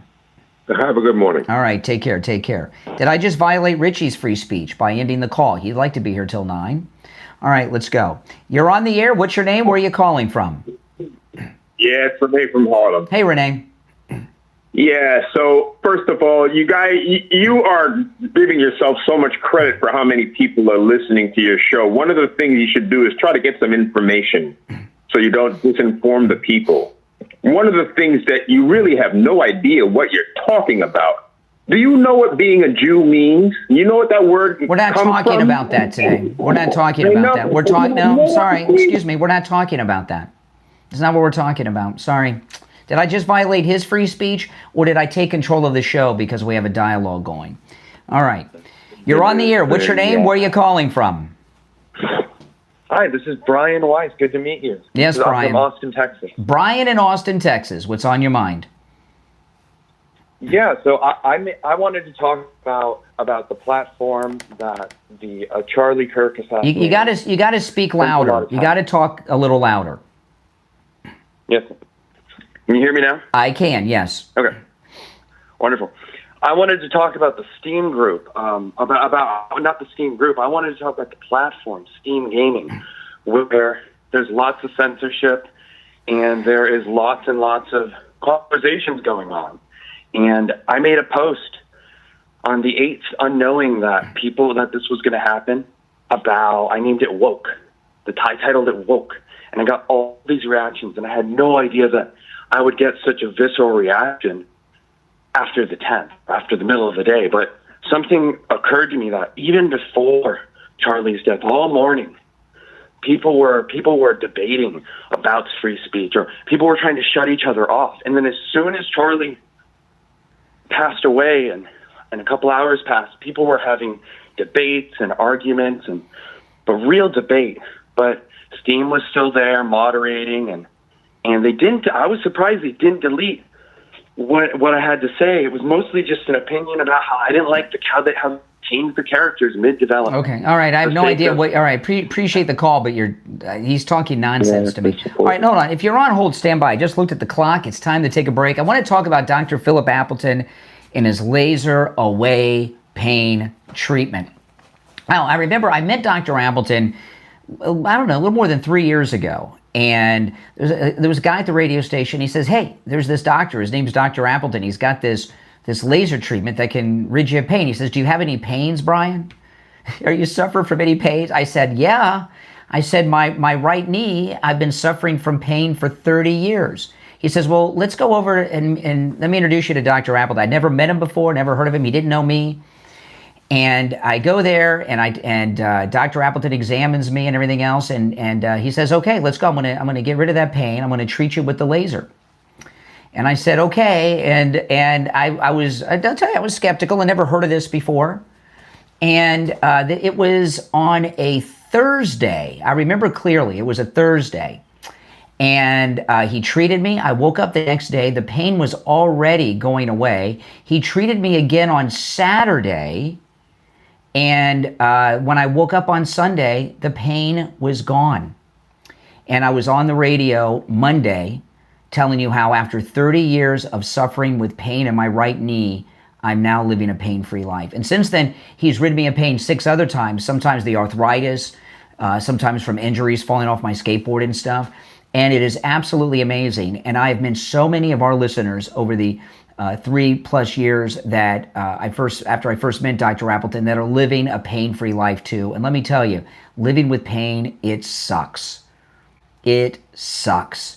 It really does. But I live pain-free now. And I often think, what would my life be if I never met Dr. Appleton? It wouldn't be good. I'd be suffering, and it would really be rough. But thank you, Dr. Appleton, for ridding me of pain 7 times. Give him a call, and you can do the same. And if you have x-rays or scans that you have for injuries, bring them with you.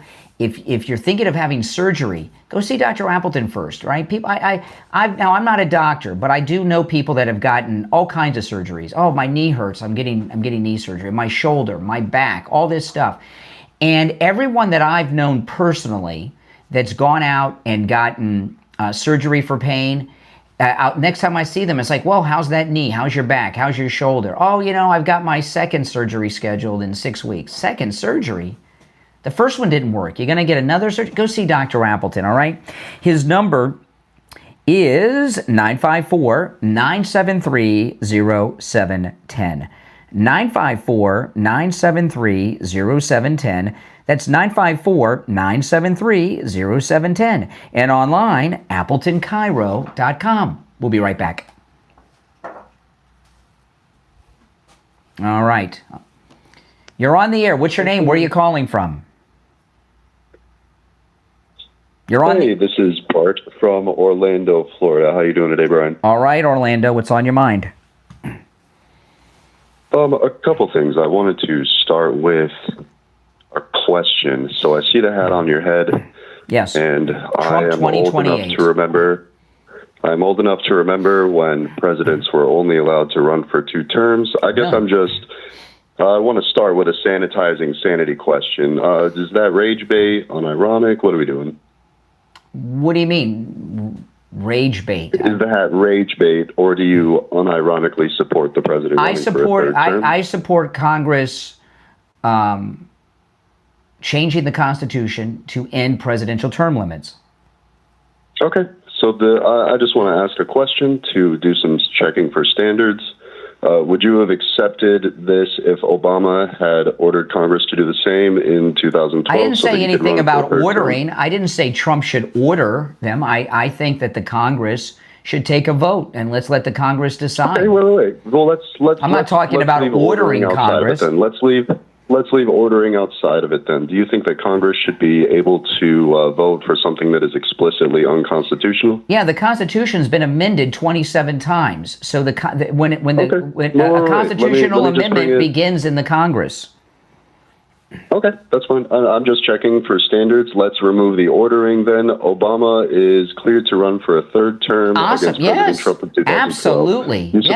Yes, that'd be great. Yeah. That'd be awesome. No, that's fine. That'd be awesome. That's fine. I'm just checking standards. What do you mean standards? I'm done with your questions here. I'm not here to, to live up to your standards.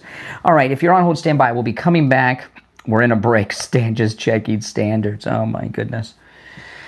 Oh, my goodness, these people. All right, we'll be back in a few seconds. If you're on hold, stand by. If you'd like to call in, the number's toll-free, and it's pinned in the live chat, 888-465-2631. If you're watching with the green behind me, go to my main stream, and you can see and hear all the video and audio I play. The link is in the description, okay?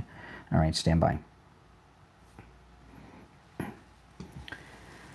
Welcome back, everyone. My name is Brian Craig. This is the Steve Kane Radio Show, Florida's longest-running radio show on the radio since 1977. And, of course, we're talking about Jimmy Kimmel and what happened. Glorious day. You're on the air. What's your name? Where are you calling from? Hey, how you doing? Scotty from Florida. Hey, Scott. Listen, I just wanted to let you know that there was a connection, and I don't know whether, because I've been on hold for a while, there was a connection with Brendan Carr, the FCC chairman. Yeah, I know. He did an interview. I know about that. He did an interview. Yeah. So, I just wish the people need to think. But that's an FCC commissioner, right? Right. But so it's his job. Yeah. The FCC's job is to monitor broadcast television. So he's within his job. It's not like he's gone out of his realm of authority and done something. He's an FCC commissioner. No, he did the right thing.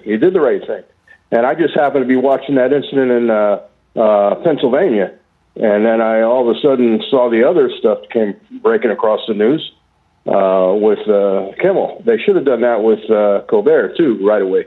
Well, what's happened is this is what you got to understand.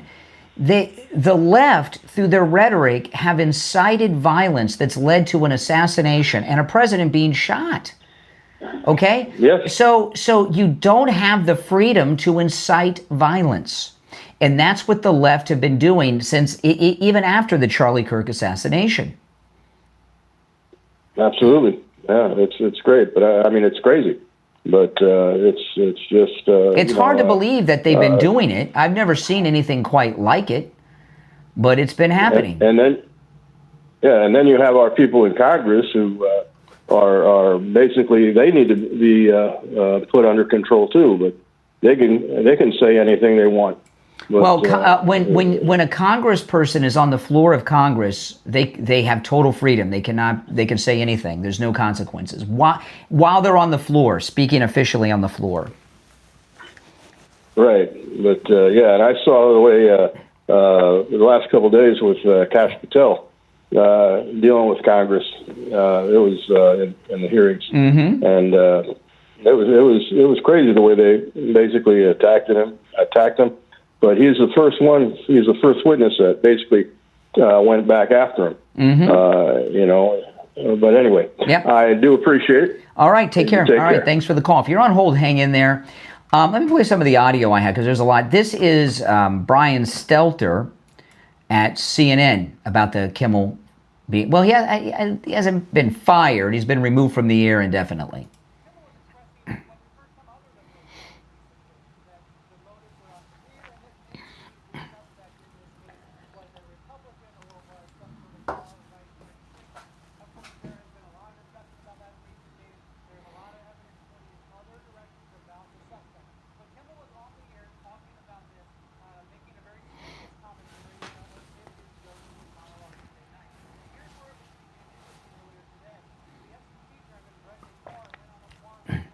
Benny Johnson, far right. He was interviewed by Benny Johnson.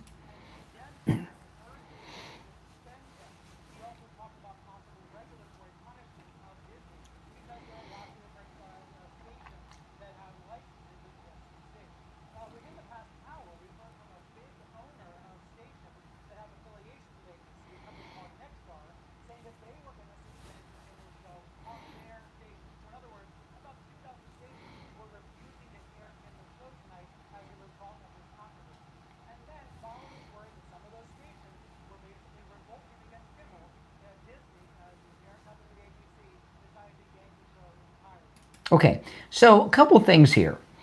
He was not removed by the government. You know, the First Amendment to the Constitution, it protects you from the government silencing speech. However, there still are limitations.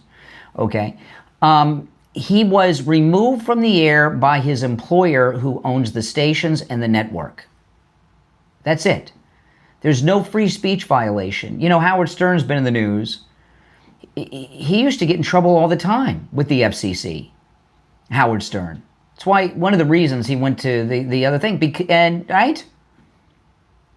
And I don't remember people talking about free speech then. They talked about irresponsible broadcasting is what they talked about. Okay? You know, there's some issues, and after the top of the hour, I'll play more audio, and I do have some other things I'm going to touch on, and Steve's going to be back with us today.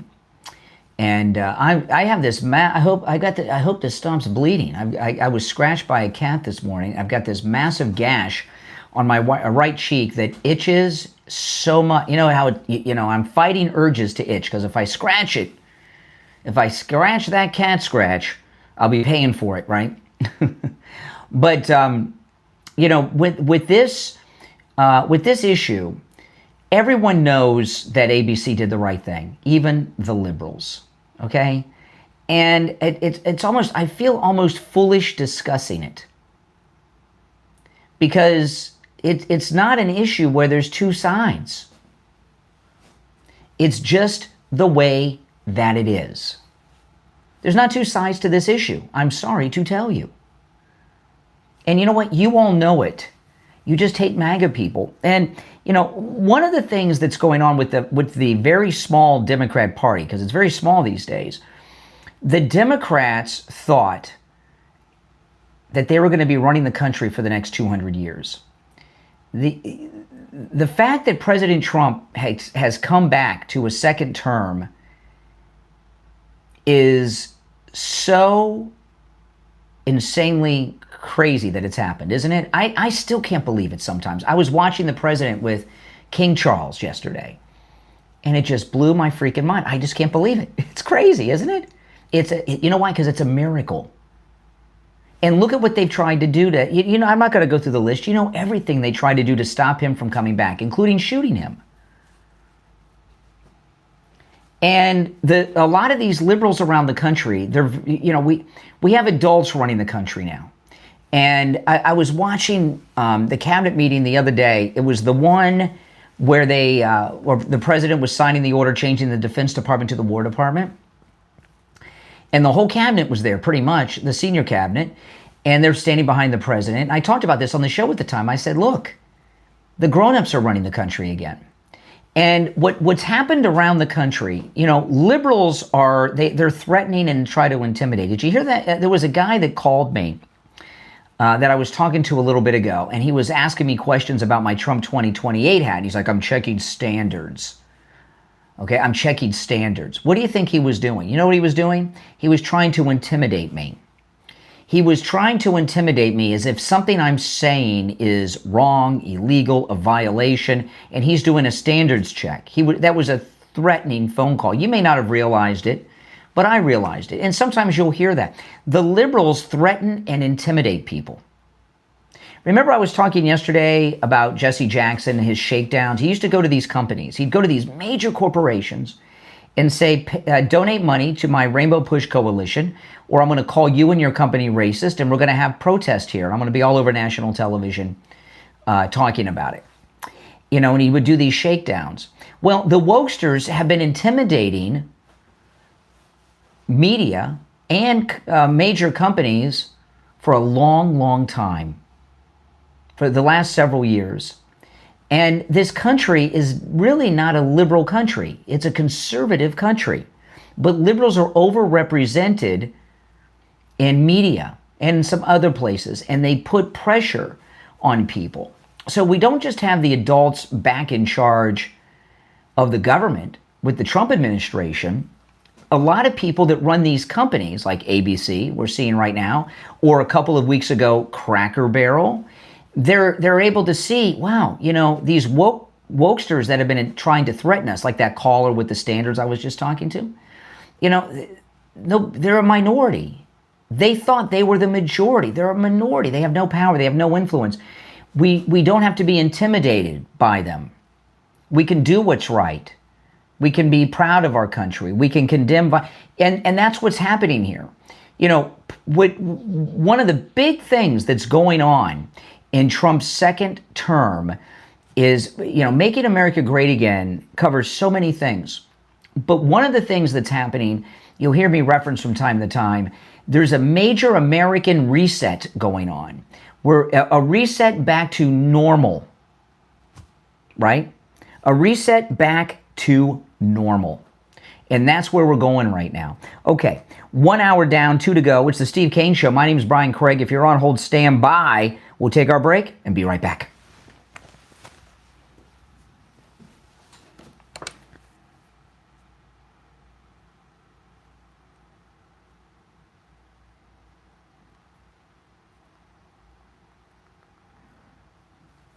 Okay, so let me get to some. I got a little bit of time here during the break.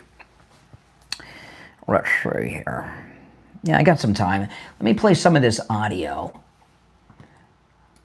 Here's the president. Listen to this. He's talking about the big, beautiful bill. Listen to this.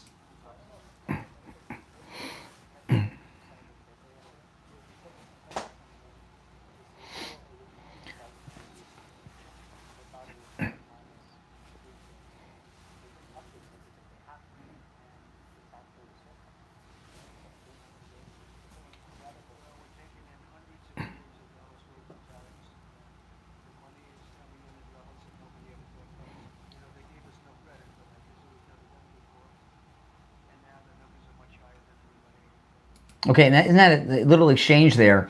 By the way, if you're watching on the live stream with the green behind me, if you go to my main stream where the main chat is, you can see and hear all the audio and video I play. The direct links in the description of the video, those of you watching with the green behind me. So we have a $300 billion surplus. That's just, by the way, that's from the big, beautiful bill. You know? Everything that President Trump is doing is so great for this country. From the big, beautiful bill all the way to this Jimmy Kimmel axing at ABC. It's amazing. And returning the country to normal, that's a good thing. We've been run by freaks and geeks, especially the last 4 years. I mean, you look at what, if you're on hold, stand by. I'm going to take calls when we get back on the radio. We're on a radio station break right now, but I'm continuing the discussion during the break, but I want to give you guys some good airtime, so hang in there. But you look at the different things that are going on. As an example, the drug cartel boats that the president's shooting down. There are no more drug cartel boats coming into the country. They have stopped it.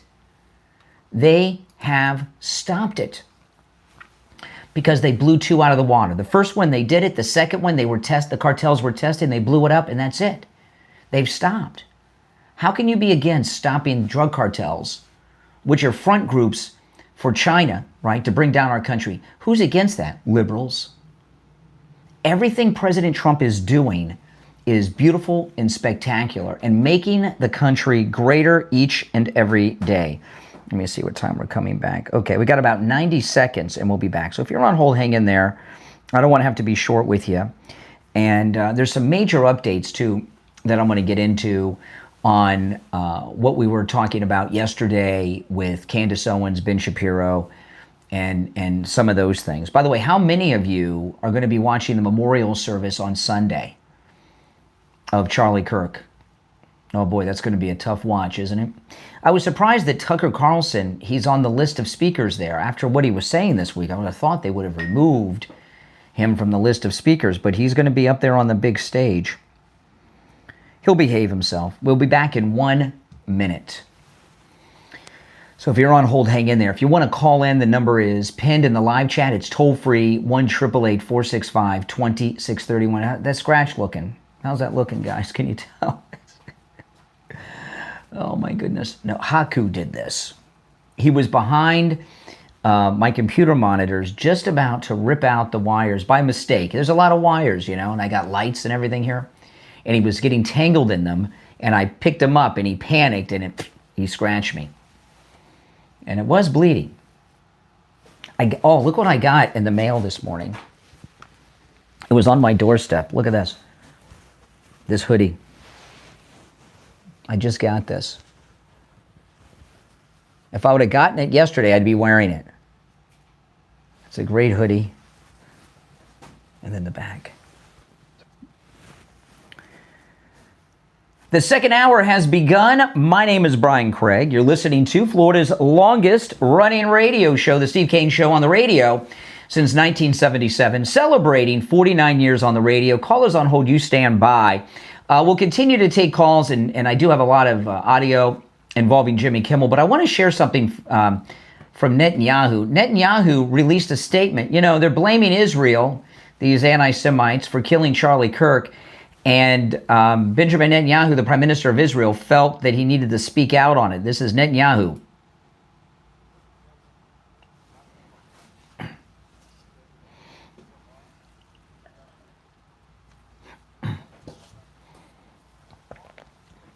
Yep.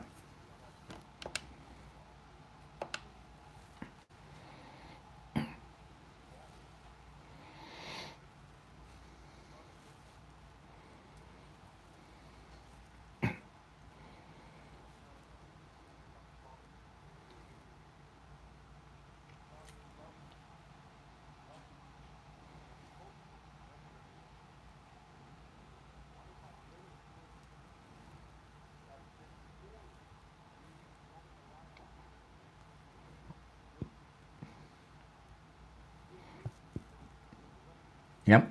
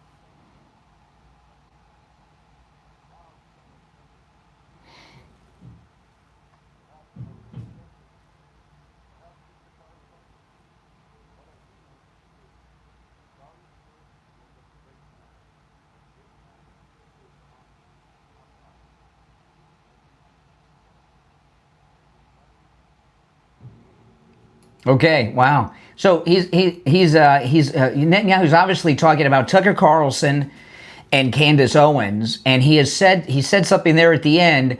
These people peddling these lies that Israel had something to do with the assassination of Charlie Kirk. Maybe they're being paid by Qatar. We keep hearing that, huh? You know, I was very surprised. The list of speakers for the big Charlie Kirk memorial on Sunday at the stadium in Arizona, which I'll be watching, as will the rest of the country.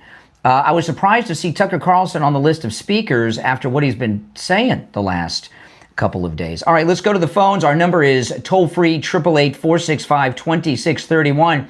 Do you think that Tucker Carlson should still be permitted to speak at the Charlie Kirk memorial on Sunday?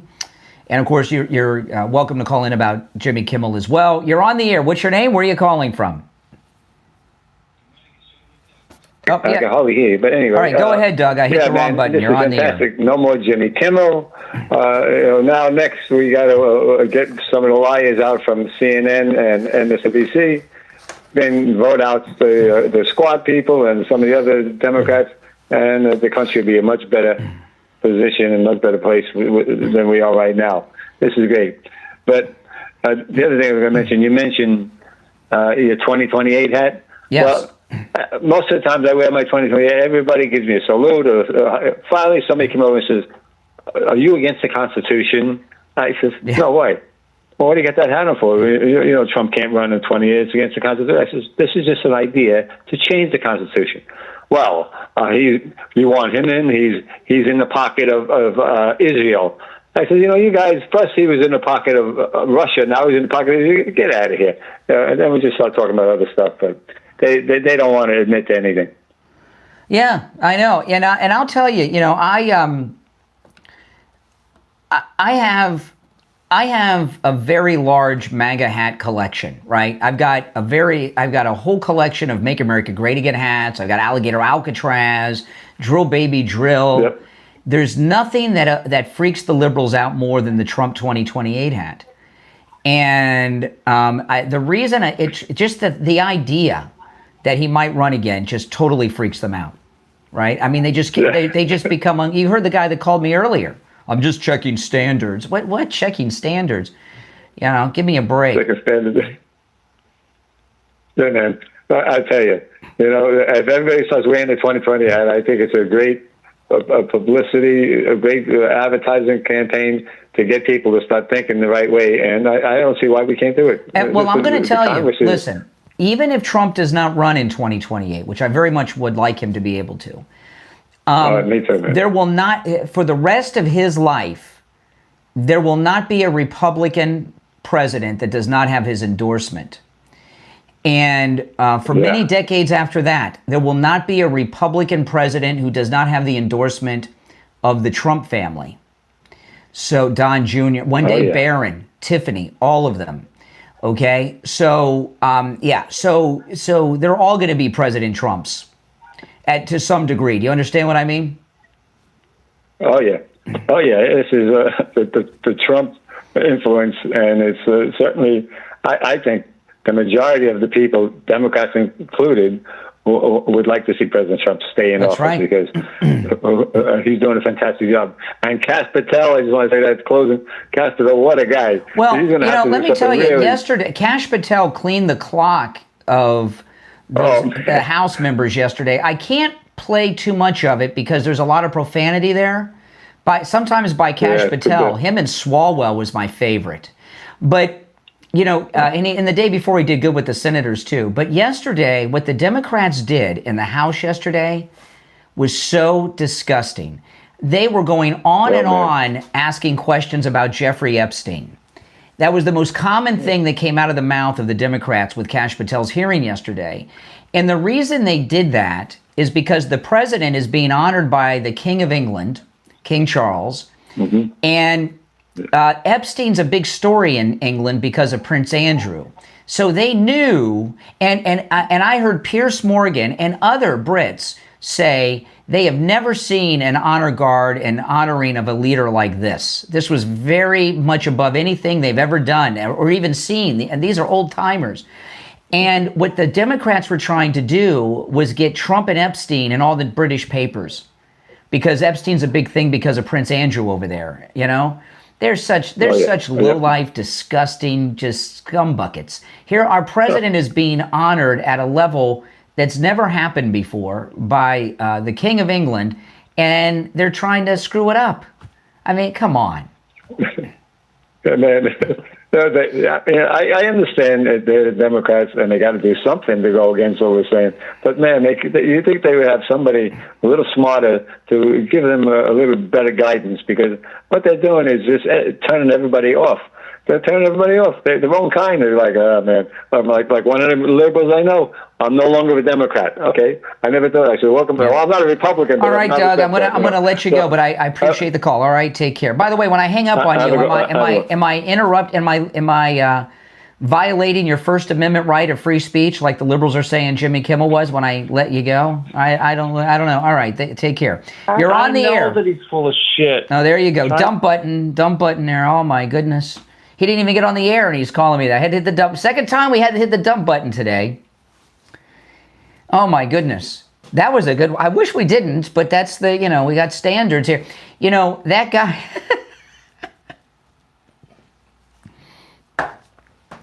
That was one of my favorite calls that I've had in a long time. He's talking to somebody about me while he's on hold to talk to me, telling whoever he's talking to that I'm full of S. That's awesome. That's the best. Oh my goodness. We're inspiring conversations. If you're on hold, stand by. I am waiting for the delay to re-engage, okay? I wanted to pull up something, though, while we're waiting. Where is that clip that I wanted? Oh yes, okay. Eric Bolling was on Patrick Bet-David's podcast yesterday. And if you're on hold, hang in there while the delay re-engages. You know what? It's time to take a break. Let's take the break. When we come back, the delay will be re-engaged. We'll get to your calls and Eric Bowling from Patrick Bet David. I want to talk about coastal weight loss secret. It's an amazing thing. You know, there was a guy that called 2 days ago, at very end of the show, and he says, Brian, I saw you on Inauguration Day at Wings Plus. I just saw you on YouTube today. First time I've seen you since then. And boy, oh boy, you've lost a lot of weight. Heck yeah, I have. And I was telling you guys, I am down to the weight I was 29 years ago when I got married. My stomach is flat. I was getting a belly and I think, well, I'm 54. That's just part of being 54. It's not. I've got a flat stomach. I've lost inches off my waist. I'm wearing a pair of jeans that used to fit tight a few months ago, and now I don't have a belt on, so they're falling down because I've lost all this weight without exercise, eating foods I would normally eat, without starving myself, without any medications or shots or anything. In fact, with Coastal Weight Loss Secret, you can lose 10 to 20% of your body fat in 60 days. So give them a call. My results are typical with Coastal Weight Loss Secret. Give them a call and set up your free consultation. 561-247-6300. 561-247-6300. That's 561-247-6300. And online, coastalweightlossecret.com. We'll be right back. Oh, man. During the break, I'll play. This is Eric Bowling on Patrick Bet David yesterday talking, if you're on hold, hang in there, talking about Candace Owens. And I did not know this. Eric Bowling's on the board of Turning Point.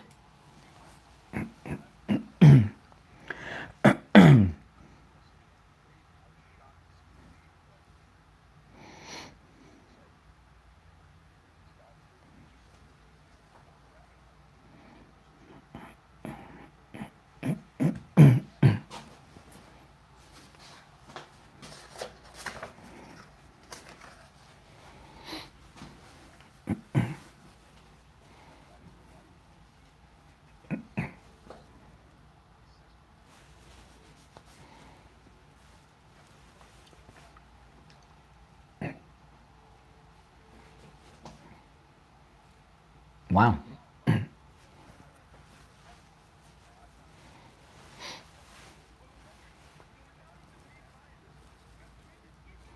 Is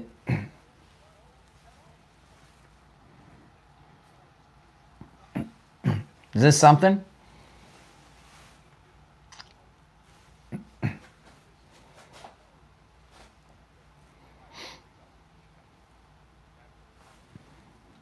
Now, breakup. I thought they were a couple back then.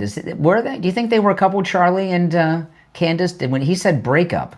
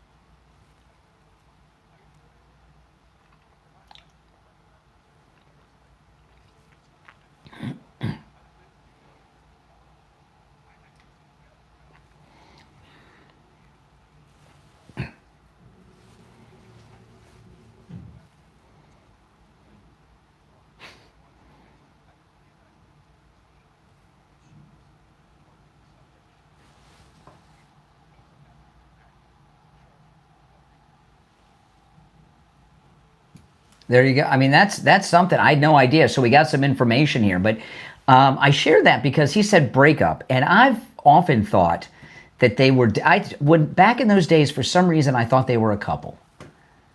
Maybe they were, maybe they weren't, but I thought they were back then. What do you guys think? And because he used breakup, which is such a strange word. Now, I'm going to share something when we get back from the break. Let's see.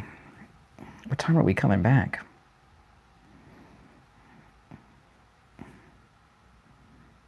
We got a minute. Just over a minute, we'll be back. So I'll do this when we get back. And if you're on hold, stand by. because I'm not too happy with this, and I've never heard what I'm going to share with you. Not only am I not happy with it, I want to ask you guys what you think about it, and I was very surprised at this. Did you guys listen to Charlie Kirk's show yesterday?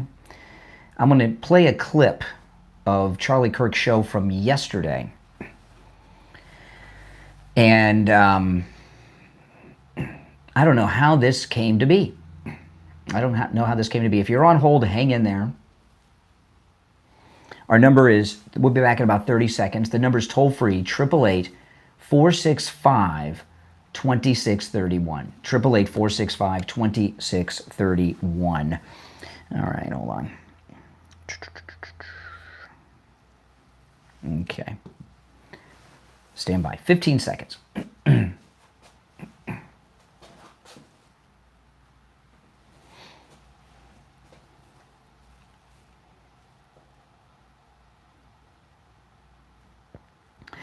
Welcome back, one and all. My name is Brian Craig. This is the Steve Kane Radio Show, Florida's longest-running radio show. On the radio since 1977. If you're on hold, stand by. I wanted to share something with you. You know, the Charlie Kirk Show has had a series of guest hosts. They're keeping the show intact and the studio. Monday, the vice president. Yesterday, his producer was there with Ben Shapiro. And yesterday, hosting the Charlie Kirk Show was Glenn Beck. And I like this idea, and every time I see it, I wish they would have done this to Rush Limbaugh's show, that they would have kept the Rush Limbaugh show intact and just had some guest hosts that rotated like this, you know, and maybe eventually a cast of regulars, and that's what'll happen here. But Glenn Beck did something that shocked the living daylights out of me. That when I saw this, let me pull this up. So Glenn Beck, he's broadcasting. You know what? Yeah, I think he's filling in for Charlie Kirk here on the Charlie Kirk Show. Yeah, and Glenn Beck, he's filling in for Charlie Kirk on Charlie Kirk's show yesterday, which is on after his. And he did something which blew my mind, which you'll hear in this audio that I'm going to play in a moment. But he did not sit in Charlie Kirk's chair. He sat in a guest chair. And that's out of respect. You know, I would do the same thing. But he pulled something out of a box that it just blew my mind. Listen to this. This is Glenn Beck filling in for Charlie Kirk yesterday.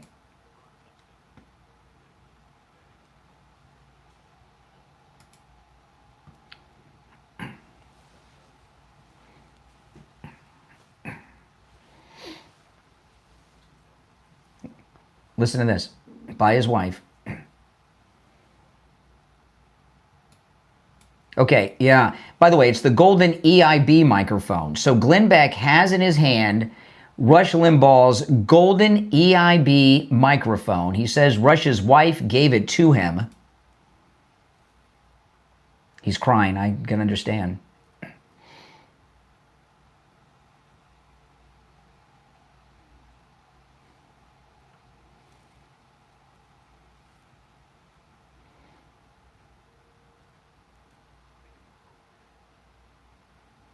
And so he took Rush's golden EIB microphone that he says was a gift from Rush's wife, and he put it next to Charlie Kirk's microphone.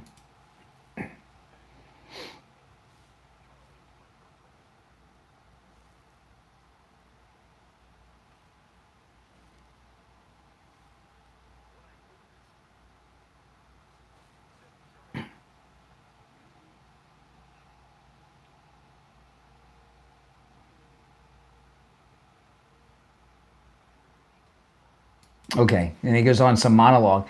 Were there a bunch of those golden EIB microphones, or is that the one? Because Glenn Beck has a thing for microphones. Okay, he had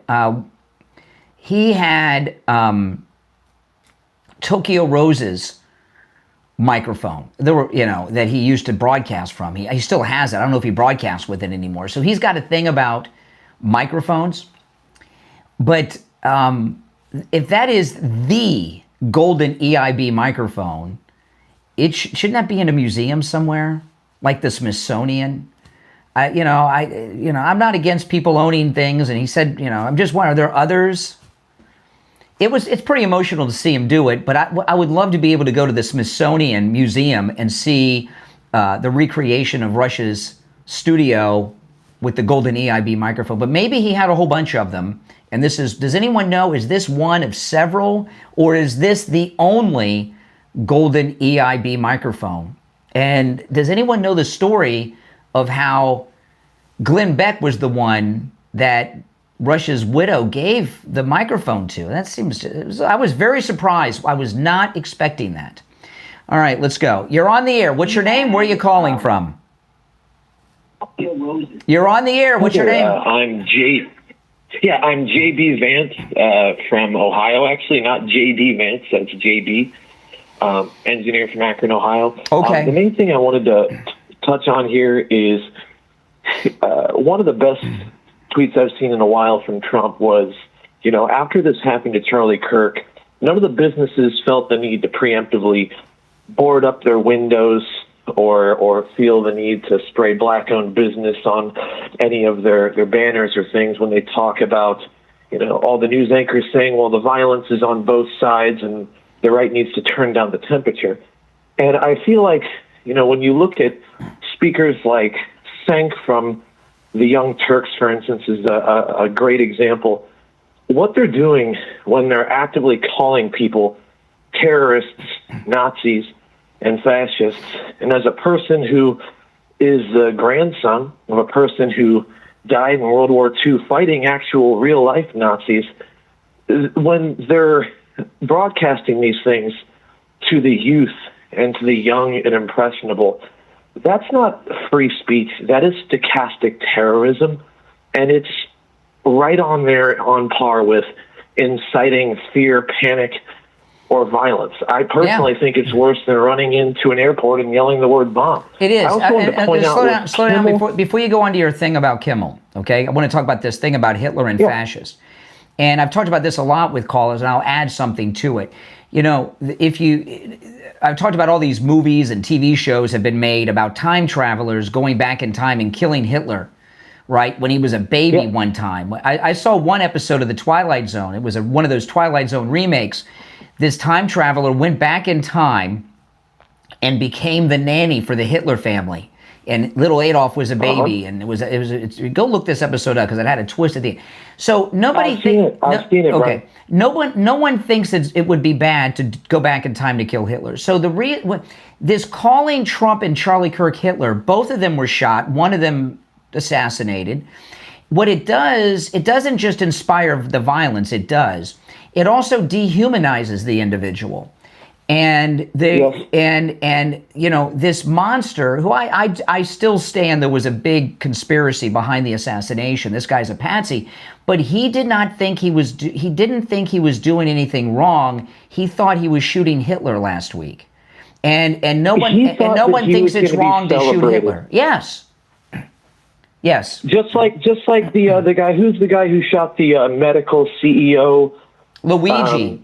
The Charlie Kirk shooter, the darling of the media. The Charlie Kirk shooter went back to his computer and went to his Discord server and to see if he was being celebrated on social media.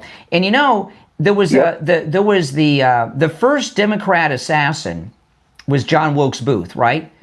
John Wilkes Booth was a Democrat. He assassinated President Lincoln, the first Republican president, and he didn't die for a few days, right, in that barn fire shootout. But and a fun fact is, did you know that John Wilkes Booth's killer, when they had him surrounded in the barn, the Union soldiers and the mob that was there, they gave out the direct order for nobody to shoot because they wanted to arrest him and take him in custody. But a man saw a knot in one of the boards and stuck his firearm through and killed him. Yeah. The man that did that was a hatter who put mercury on his hats. He also had untreated syphilis, and he was mentally insane. Thought he was Jesus. That's crazy stuff. But the guy I can't remember the name of the man, but John Wilkes Booth had a co-conspirator with him, helping him on his escape, and he left the barn when the fire happened. And so he talked about how John Wilkes Booth was in shock that the newspapers, the Southern newspapers, were not helping him escape. He thought after he shot Lincoln, he was going to be celebrated as a hero, and everybody was out to get him, even in the South. So, these assassins always believe that they don't view, most often they don't view themselves as bad guys. They always think they're a hero. John Wilkes Booth, this guy, Luigi, all of them, okay?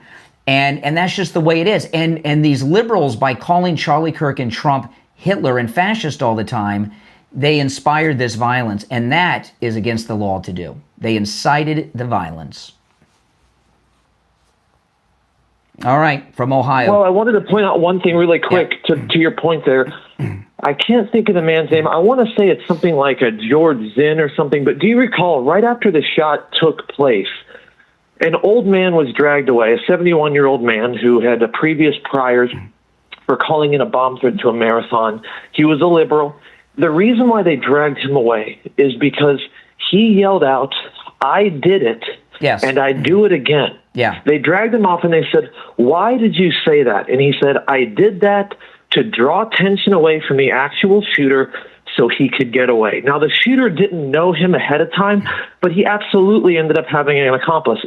And the only thing that man was charged with was obstruction of justice. For now, no. They're gonna go after him. One of the two men they arrested had child porn on his computer. I don't know if it's that one, but no, he's going to be, if they haven't done it already, they've already talked about this. He is going to be charged, and I'm not exactly sure what that yet, but he's going to be charged as some type of accessory because he helped the assassin escape. So, and I wouldn't be so sure there's not a connection. You think it's just a coincidence that there were two loons like that right there at that college camp? I don't think so. Listen, I got to run. I'm late for the break. I'm late for the break. I got to run. We'll be right back. All right. So what do you guys think? Does anyone know? Is that the only golden EIB microphone? Let me know. You're on the air. What's your name? Where are you calling from?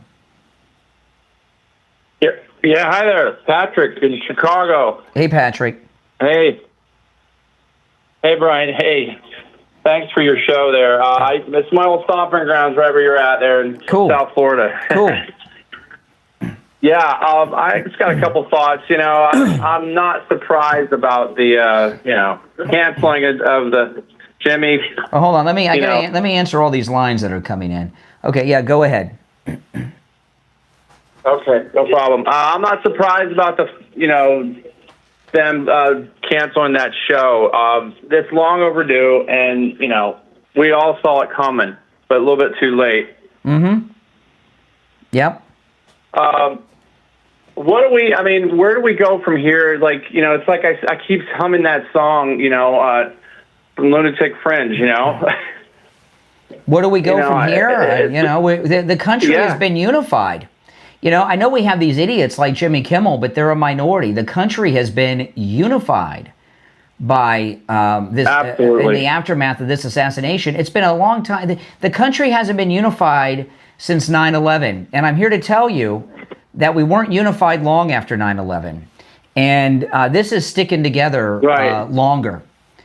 Because we have a better leader now than we had then. But this, the country has really been brought together. My father-in-law is in his 80s. He lives in a kind of a retirement area in Florida. He went to a vigil for Charlie Kirk. It was all old people. There were about 1,000 people there. All adults, many of them senior citizens. Wow. I couldn't believe. Yeah, I was right there too this weekend after church. We went up in Arlington Heights, just a few miles from his high school. Charlie's high school in Wheeling, and it was a beautiful, no interruptions. There was probably about 3 or 4 cops. Everything was kosher. But I mean, it's still a hard time for all of us. That what we're seeing here is just like unreal, but it's not surprising either at the same time. Well, no, I wouldn't say it's. I was pretty surprised when I saw it last week. There has not been a political assassination of a non-elected official like this for 57 years in this country.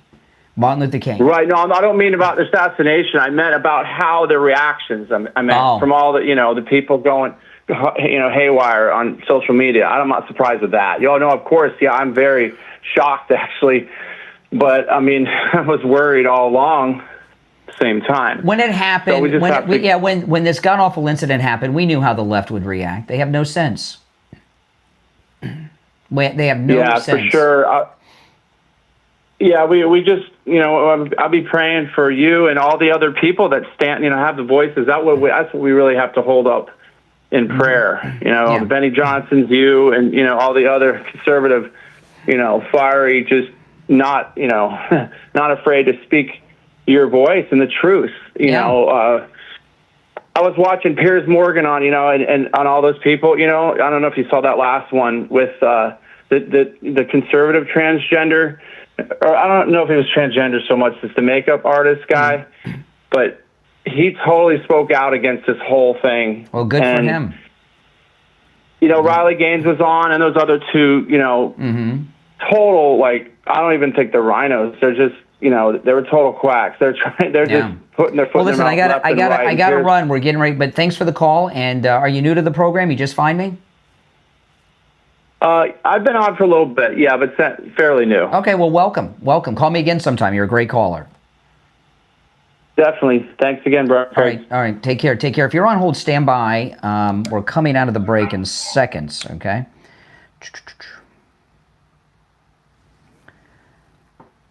We are back. I'm Brian Craig. You're listening to Florida's longest running radio show, The Steve Kane Show, on the radio since 1977, celebrating 49 years on the radio. All right, we're going to go back to the phones. We're covering quite a bit today, but the big story is the Jimmy Kimmel story. And, of course, what's happened with Jimmy Kimmel is incredibly appropriate, as I've been discussing, but let's take some of these calls. You're on the air. What's your name? Where are you calling from? Hi there, it's Trisha, I'm Minneapolis bus driver. Hey, Trisha, this is Trisha the bus driver, no relation to Richie the bus driver. Trisha the bus driver from Minneapolis. No. What's on your mind? Yep. I just wanted to go back to when you were saying about maybe there was something going on with Candace and Charlie, and I started watching them in 2015 and, right before Trump got in the first time, and I think all their energy was related to, it was so awesome to see all the young conservative people come out of the woodwork. And Candace was, African-American. You didn't see that often. And, Officer Brandon Tatum and everything. And it was I think it was the energy of everyone together, because I used to watch them endlessly. And the only time when I started pulling back was when she got her own show and stuff, but I used to love her up on the stage. Well, Eric Bolling used the term break up, so that's what you use with couples. Yeah. And I thought, for some reason, I got vibes that they were a couple. Because, and I'll tell you where I got that from. They were the first time, I may have heard of Charlie Kirk before this, but the first time I can remember paying much attention to Charlie Kirk, he was on Fox. And the story was he and Candace Owens were having breakfast in some restaurant in D.C., and some liberals saw them and started harassing them. And they were having breakfast together, at this restaurant. And then he was on Fox the next day. They were talking about it. And I thought right then and there, they just seemed like they were a couple. She was a lot better. She's not so good looking anymore now that she's gotten all into this anti-Semitism and everything, but she was a looker, and they were both single and young and famous. So but when Eric Bolling said broke up, I thought, yesterday, that's interesting. I wonder if she liked him like that more, and he was. She's into white guys. She's into white guys. Her husband's a white guy. I know. She married one. So maybe she kind of started getting too into him, and she started, and it was the rabbit hole thing was a perfect. Yeah. It's okay, you're going too deep this way, and boom, and maybe it was a breakup, but not, that Charlie was into her. I don't think. I don't know. I just thought it was a weird term for Eric Bolling to use. They broke up.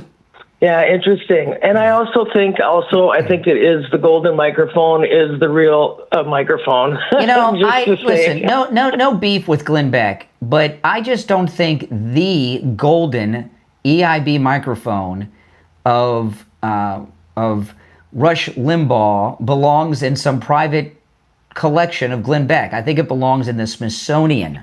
I'm not kidding. You know, like I remember, I don't know if this is still there. You know, I went to the Smithsonian once. They had, it was not a recreation. It was they had Julia Child's kitchen, and they have other things like this, like sets. and when I see what they've done with the Charlie Kirk show, they have kept it in place, the studio and everything. And the Charlie Kirk show is going to continue forever with rotating hosts. Maybe they'll have a permanent collection at some point. And I wish they would have done that with Rush. They didn't. But if this EIB microphone should be on display in the Smithsonian, not in Glenn Beck's house. And I don't know why Rush's wife gave it to him. He was going to be the next Glenn Beck? I mean, the next Rush? I don't know. No, because he's not that level, you know. Well, who is? He's great, but he's not. I mean, he ain't no Rush Limbaugh. Yeah, I know. All right, appreciate the call. Trisha, the bus driver. All right. If you're on hold, stand by. Our number is 888-465-2631. So here's Chuck Schumer. He went on CNN yesterday. He's freaking out over Kimmel.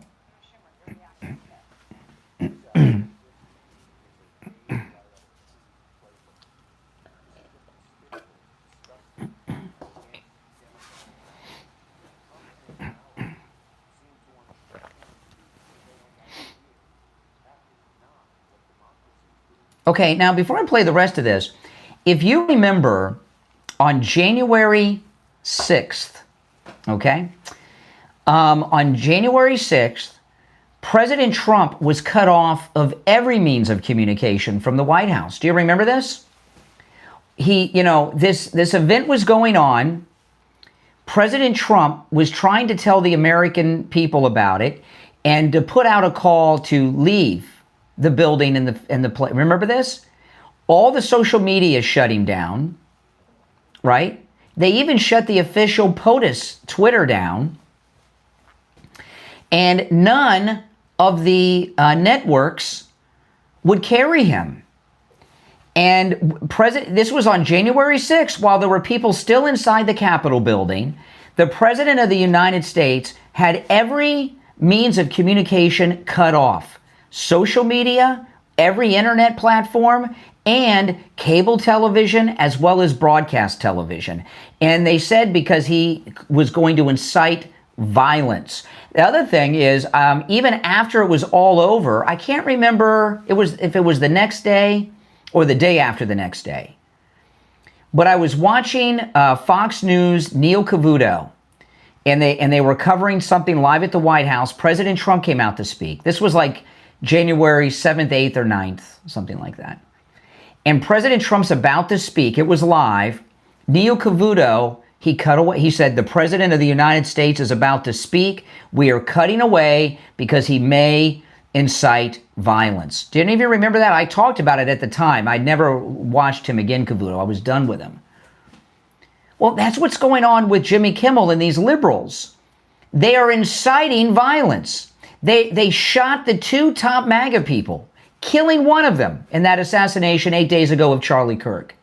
So these leftists, not only are they inciting violence with their rhetoric, President Trump was the sitting president of the United States of America, and all lines of communication were cut off. Not ABC, NBC, CBS, the cable, all the internet providers, all the social media platforms.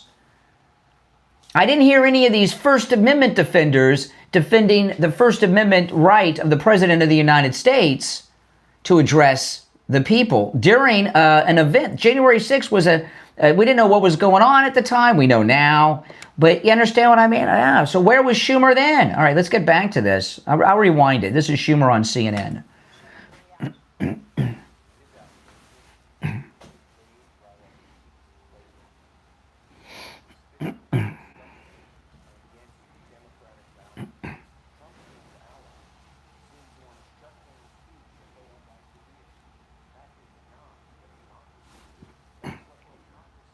Even though they did it to President Trump on January 6th.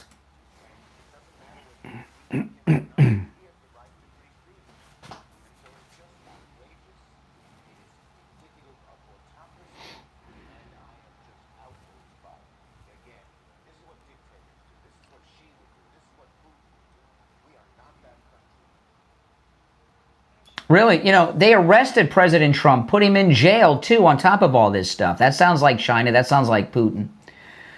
So what are your thoughts on that? Our number is 888-465-2631,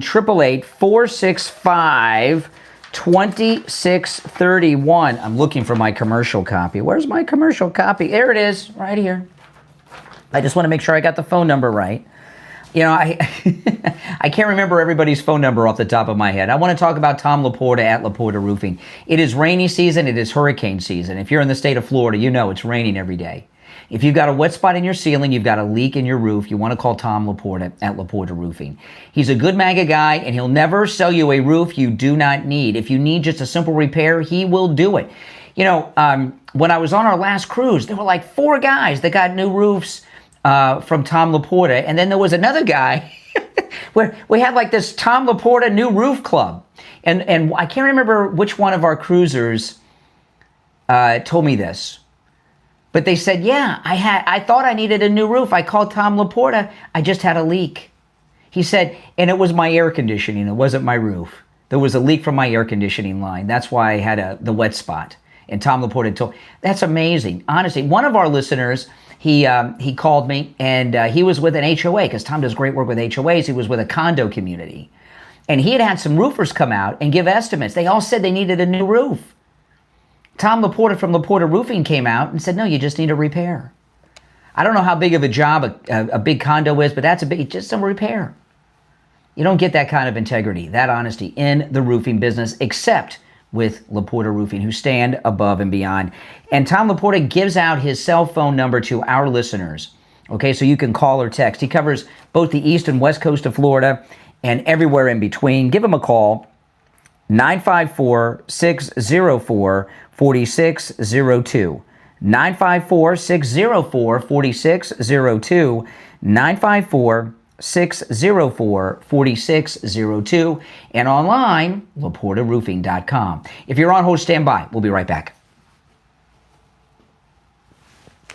You guys remember that? When they cut off the president, wouldn't let him communicate on any of the networks, including... I didn't hear anyone talking about his First Amendment rights, do you? Oh, did you see JD? This is the second MAGA president you're looking at right here, JD Vance. Listen to this.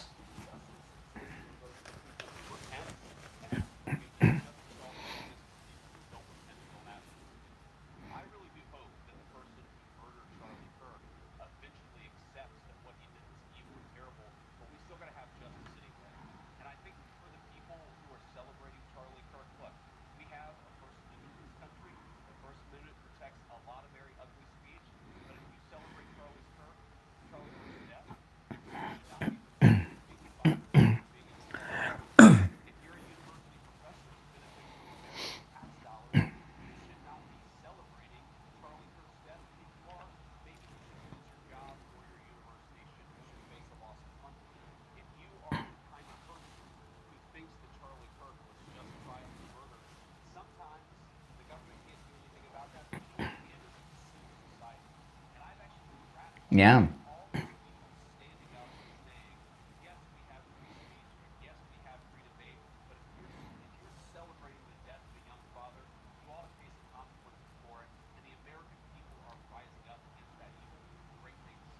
Yeah, that was that.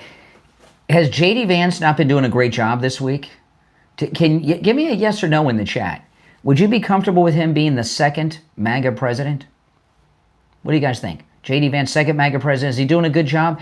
My only beef with JD Vance is that Generation X, we got skipped over, right? Because he's a millennial. And President Trump's a baby boomer. So we've gone from baby boomer, kind of rough baby boomer because he was born at that time, but from baby boomer to millennial. What happened to Gen X? And why did we get passed over? Does anyone know? You're on the air. What's your name? Where are you calling from? Hey, Brian, it's Ben from Pamela. Hey, Ben. Hey, so you brought, I heard Chuck Schumer talking, and you talking about free speech and all that jazz. You had nothing to say when the Biden administration sent the intelligence community after social media companies in order to censor conservatives, with Elvis Chan meeting with Facebook and shutting down any group who was whether it had to do with vaccines, whether it had to do with January or the election of 2020. They shut everyone down. They took Parler off of. What about Twitter with the laptop, the Hunter Biden laptop? Remember, they shut down the New York Post and all post about it. Remember that?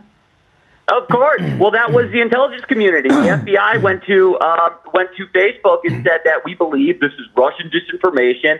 And so, yeah, it's all part of the same Twitter files. But you're absolutely right. It's just so, people's memory is so short, and I don't really blame them. We're coming back. We're in a break. We're going to be back in 20 seconds. I'll hold you. We'll get back into it when we get back. Okay. So hold your thought. No worries. Ben from Pompano. Yeah, the show never stops now. I never stop the show. Okay. It goes and goes and goes. All right, stand by. Oh, good. Yeah, you got to keep the tempo. Right. We are back. I'm Brian Craig. It's the Steve Kane Show, Florida's longest-running radio show. Steve will be joining us after the top of the hour. I was talking during the break here. Ben from Pompano calling in. You know, what I was talking, Ben, before your call a little while ago, is, you know, ABC, after this assassination, taking Kimmel off the air, how they took President Trump off of every network, every cable network, every social media platform on January 6th. So here you have the President of the United States of America. There's a national crisis going on. That was a big day. And they cut off all lines of communication. I didn't see Schumer or any of these Democrats say, hey, what about Donald Trump's First Amendment rights?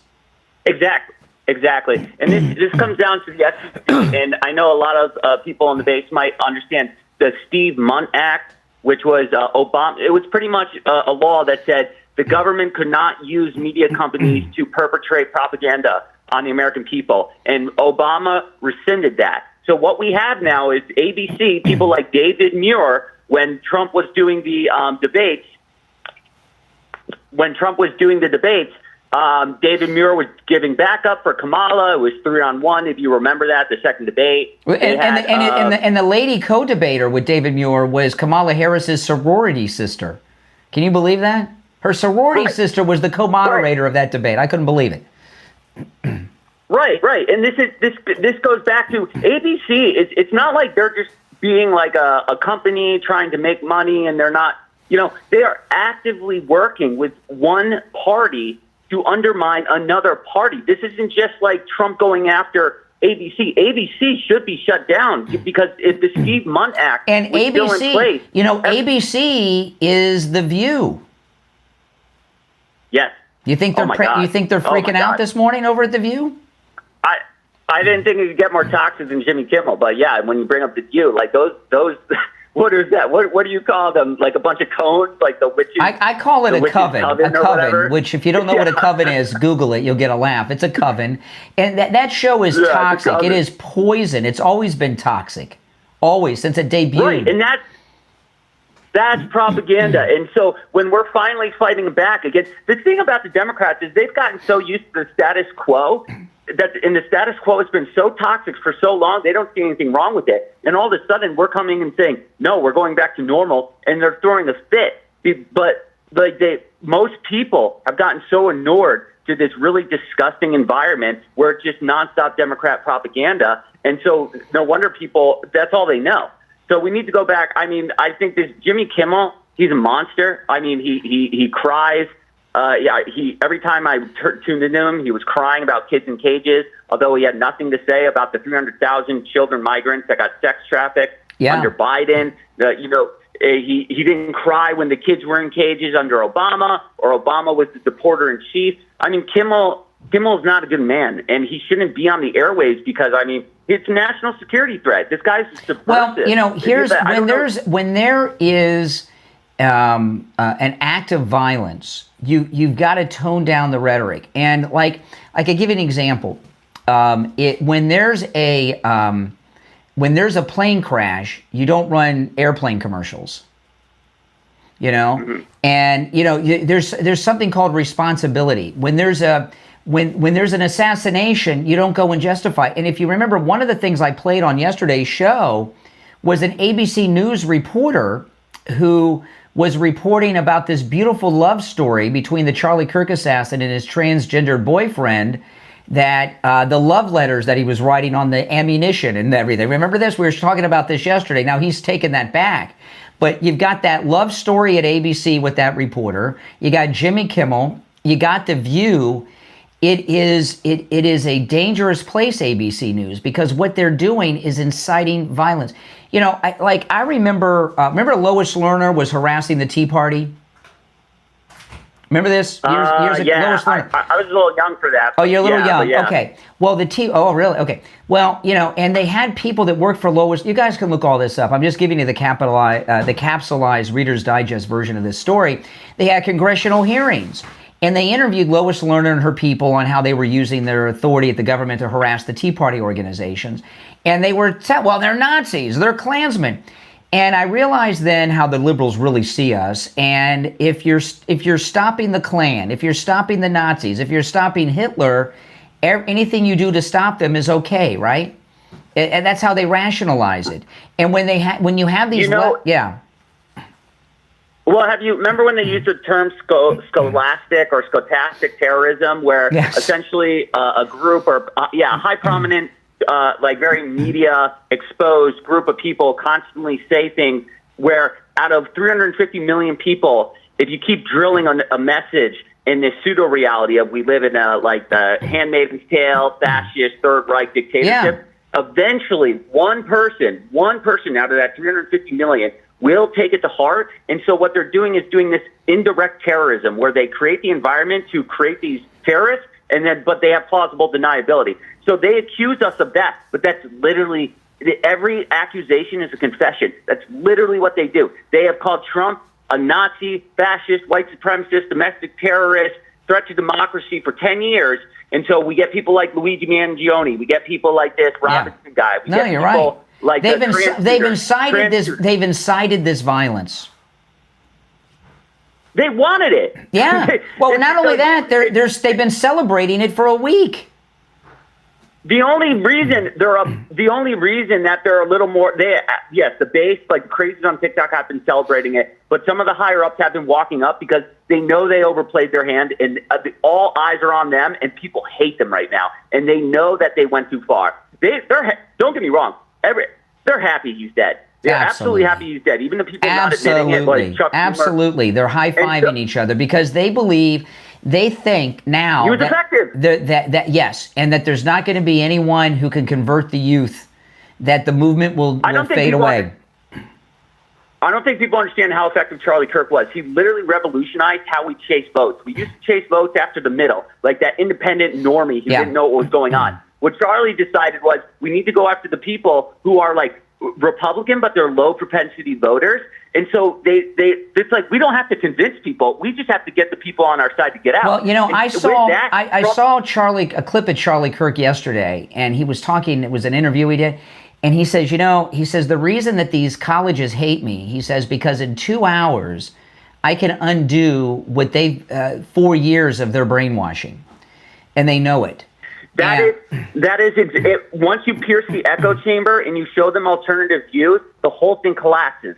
That is why colleges are insulating themselves. That's why when these kids come out praising Mao Zedong as being a liberator of feminists or whatever, like that crazy them who came on the other day on X, I'm sure you saw, it's because they're a complete echo chamber. Once you puncture that, people start falling off the farm, And that's why he was such a threat, because the Marxists marched through the institution, started at the academia. That's why we're seeing Listen, I got to run, Ben, we've had a good conversation. All right, if you're on hold, stand by. Oh, I got to talk about Friendly Tire and Margate. You may have heard me tell this story before, but I have not told it in a long time about how Friendly Tire became a sponsor of the Steve Kane Show. I've been buying tires for 20 years, probably now, 15 at least, close to 20. And Steve, every time Steve would get new tires, I would say, Steve, because he's got a big family, lots of cars, go to Friendly Tire. They weren't an advertiser with this shit. They weren't sponsoring this shit. And I said, Steve, go to Friendly Tire. You can get new tires out the door and on the road for $75 a tire. And he's like, whatever. And he would always tell me after he bought the tires. And finally, he came to the radio studio. This is when we were broadcasting from Coral Springs. and the belts were showing. I can see the threads inside the tire. He's like, "Oh, I'm going to go get tires after the show." I gave him the directions to Friendly Tire. I said, "Steve, you're going to get new tires." I called Mike. I said, "You're going to get tires, $75, brand new tires." And Steve didn't believe me. And he left. I gave him the right. He left. Steve called me like 20 minutes later. He's like, "I can't believe it. The tire's only $75. I said, "I've been telling you, Steve." And the next day, we were doing spots for Friendly Tire in Margate. That's right. And by the way, new tires out the door and on the road for as low as $75 a tire. Friendly Tire doesn't charge you to balance the tire, mount the tire, or dispose of your old tire. All right, give him a call. He has all the name brands you know and love. Friendly Mike and Friendly Tire will give you a quote right over the phone. 954-977-9445. 954-977-9445. That's 954-977-9445 for Friendly Tire in Margate. All right, 2 hours down, 1 to go. You're listening to the Steve Kane Radio Show, Florida's longest running radio show, on the radio since 1977, celebrating 49 years on the radio. Steve will be joining us after the top. We'll continue this discussion, and there's a lot we haven't touched on yet. We'll be right back after this break. All right, I'm going to call Steve.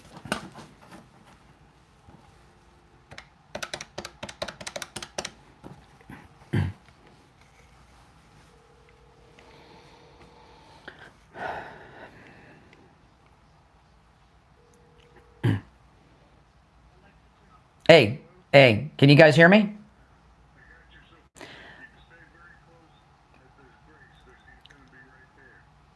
Well, I can't now because I got the receiver. I don't have you on the speaker yet. But what are you talking about? Oh yeah, I'll call you back. I'm going to call you guys after the show. Okay? I put some stuff together about I can't say now because everybody can hear me, but our issue that we were dealing with, and it's not as bad as you think, and I got a plan to get us out of it. so when I go through it with you, listen and bear with me. All right, don't freak out. You got to let me go through everything. But I'll call you after the show. Yeah. Oh, Lori won't.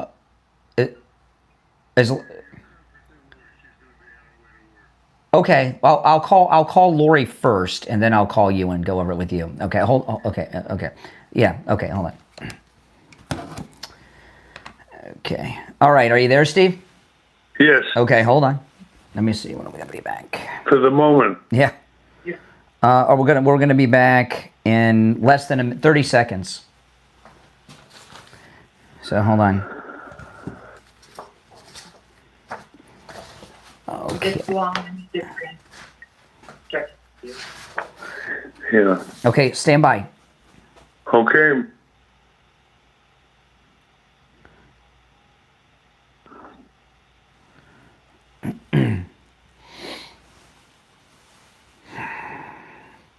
Oh, you guys are curious.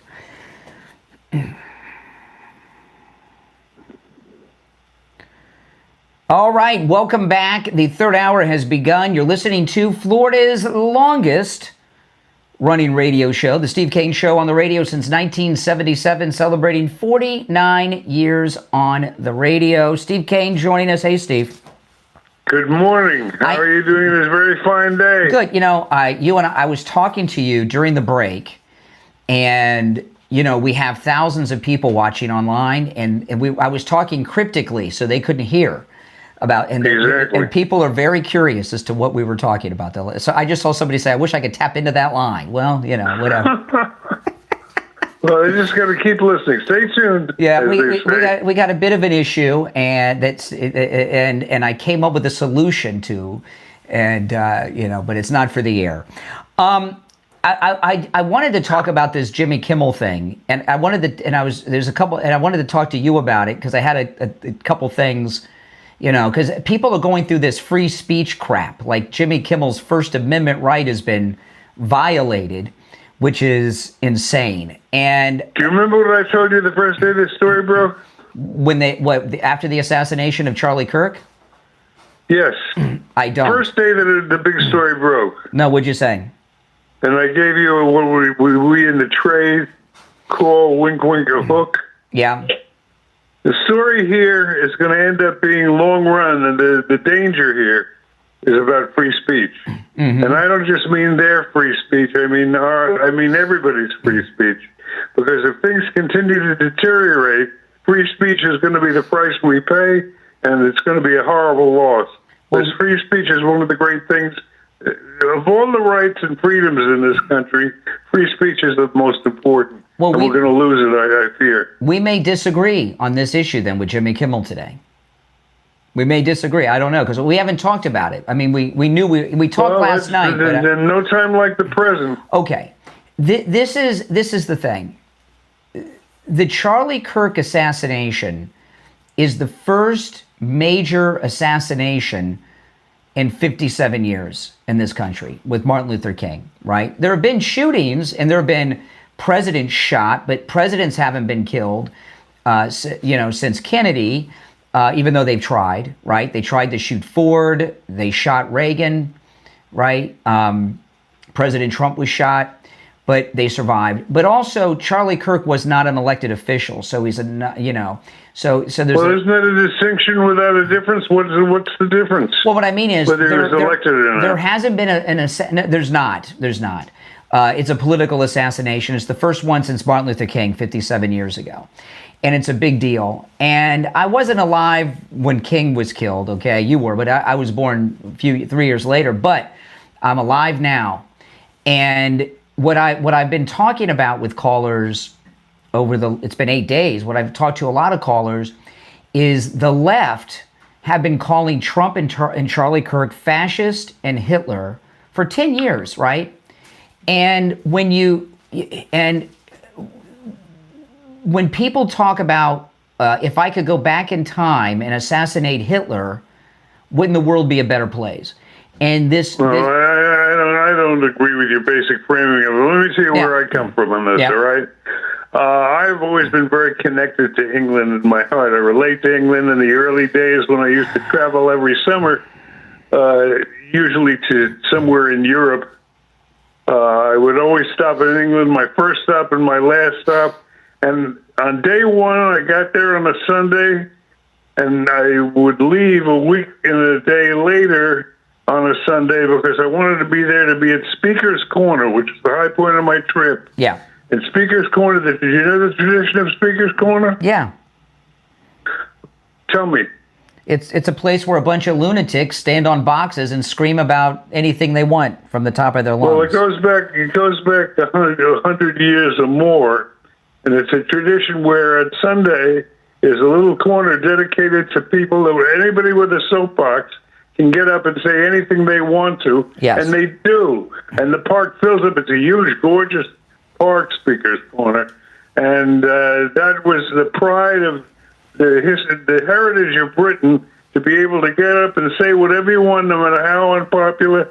And a lot of the people that spoke were unpopular, and they had religious people. They had people from every cockamamie idea you can think of. Yeah, you could get up and say it at Speaker's Corner. Speaker's Corner no longer exists. I am sad to say, because they had to close it down because it got too dangerous. Yeah, and that's the problem with the free speech things. Once you make an issue, once you start cutting a slice off the loaf of bread, when one slice is gone, it's easy. The second is easier, and the third is easier. And what you end up with is a repressive society where everybody's afraid to open their mouth. Yeah. It happened in England, and I'm afraid it's happening now in England. Yeah, but Steve, this is the thing. Okay, now Charlie Kirk, after this assassination, things have happened.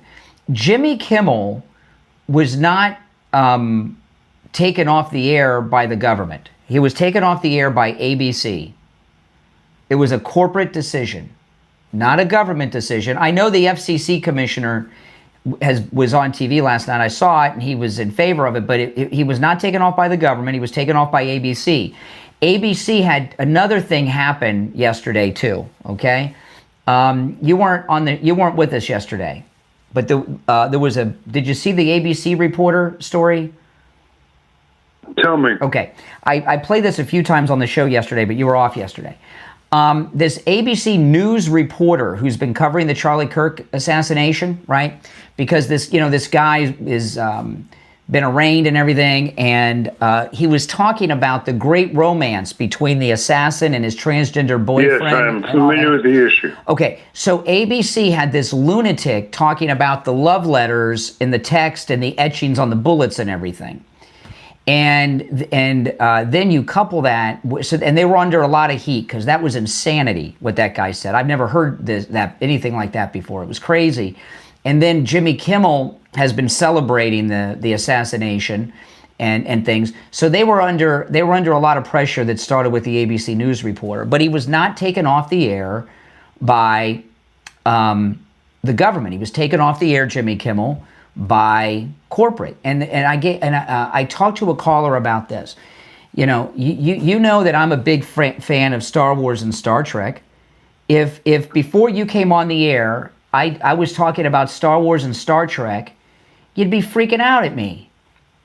And if I continue to do it, you wouldn't let me get away with that, right? What did you fire you? You might. If I decided every day I'm going to talk about Star Wars and Star Trek, how long until you'd stop me from doing that?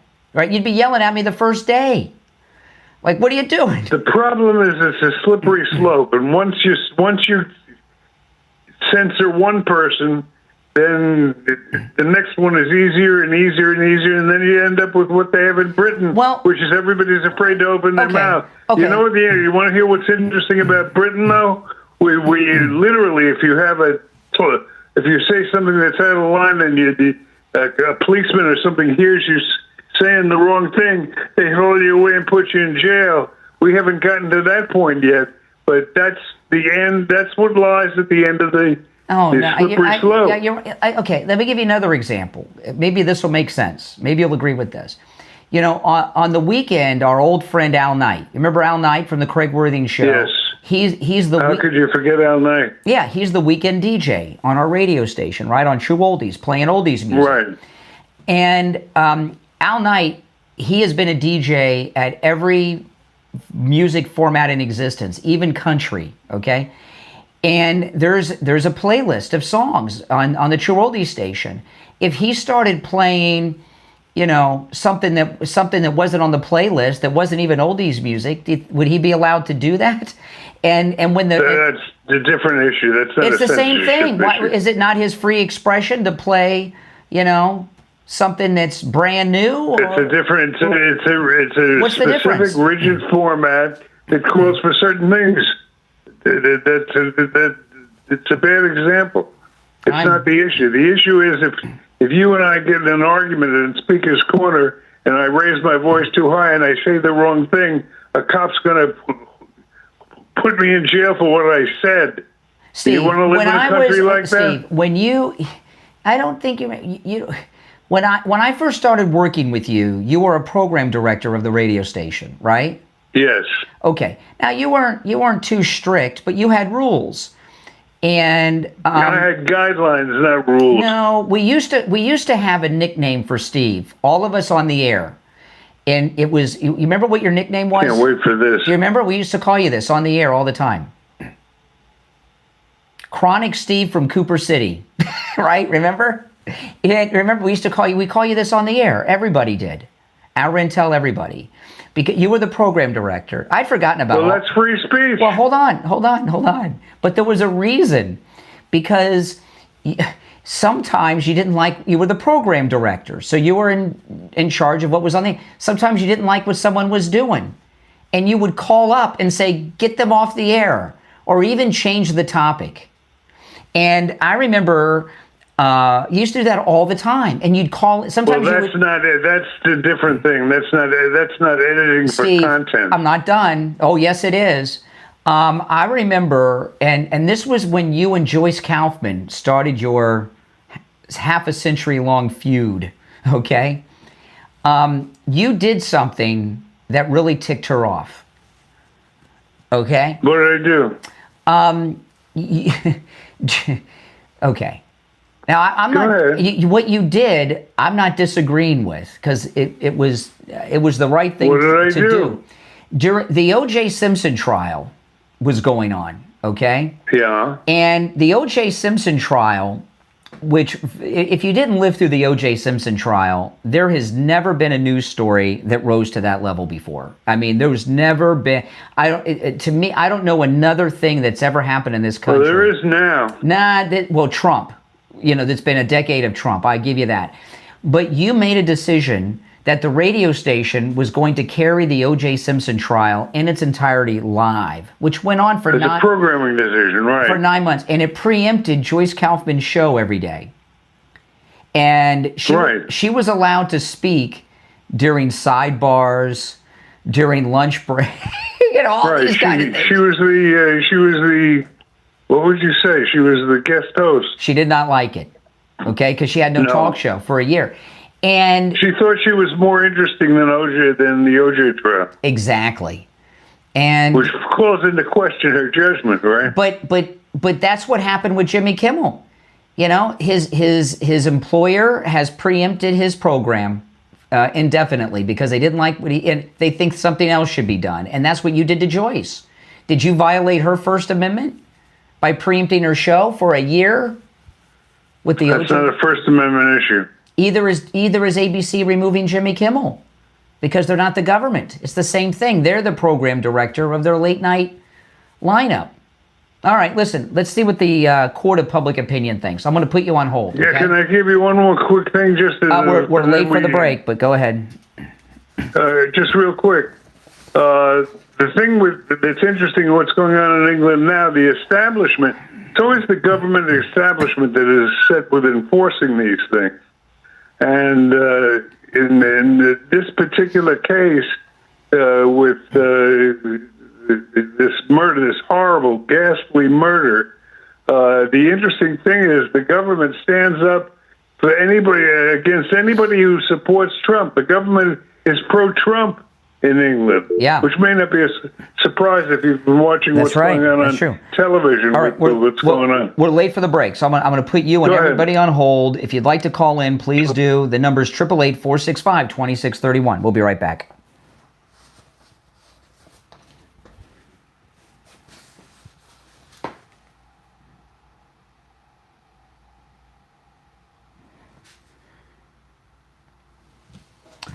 Oh, boy. So what do you got? Because I remember that. Oh, my goodness. Steve would call, and I didn't care, but he would sometimes you would you would have a caller on, and he was the program director, and he would call in and tell you on the air to get rid of that call or change the topic. He used to do it all the time when he was program director, and I didn't care, but that I was just starting out,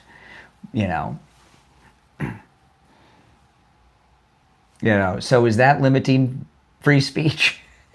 It's different. It's not different. It's the same thing that happened to Jimmy Kimmel.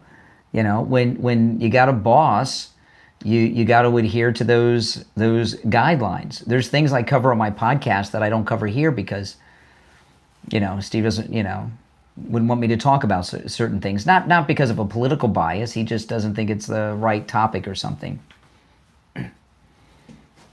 I was saving that stuff for when he got here to surprise him a little bit. Oh, my goodness. If you're on hold, stand by. I'm not going to take any calls during the break here in this hour and wait till Steve gets here. Oh, man. I had something come up last night, and I only got about 2 or 3 hours sleep. Okay, we're going to be back in 2 minutes. 2 minutes.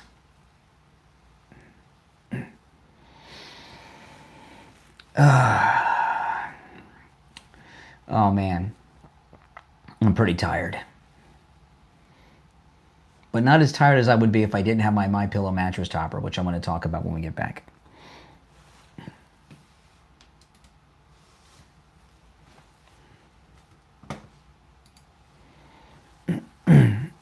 "90 seconds.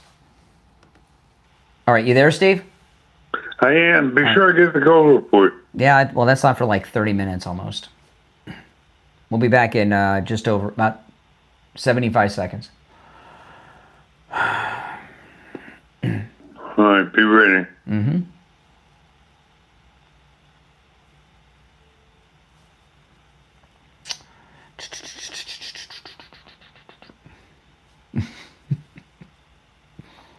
Oh my goodness. Yeah, I got... My face is covered in blood. I got scratched by a cat this morning. Gee. I know. I hope it doesn't scar. I know. You'll be fine. It hurts. Put a little peroxide on it. It itches. All right, 30 seconds.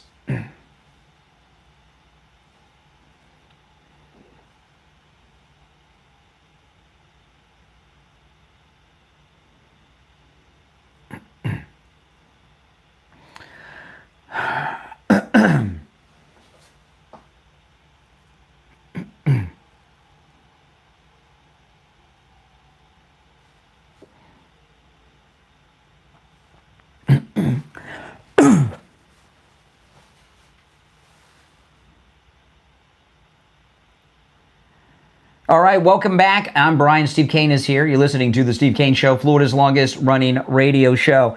Okay, we were late on that break. We got 40 minutes left. We got to be on time on the break, Steve, or we're going to be messed up. So just give you a heads up. You. When I say it's break time, we got to go. All right, let's go to the calls. The number's 888-465-2631. You're on the air. What's your name? Where are you calling from? Hello? Yeah, you're on the air. What's your name? Where are you calling from? Yeah, this is Tony in Pompano. Tony? Yeah, hi, Brian. What's on your mind? Yeah, I was listening to Steve about the corner in England. Speaker's Corner.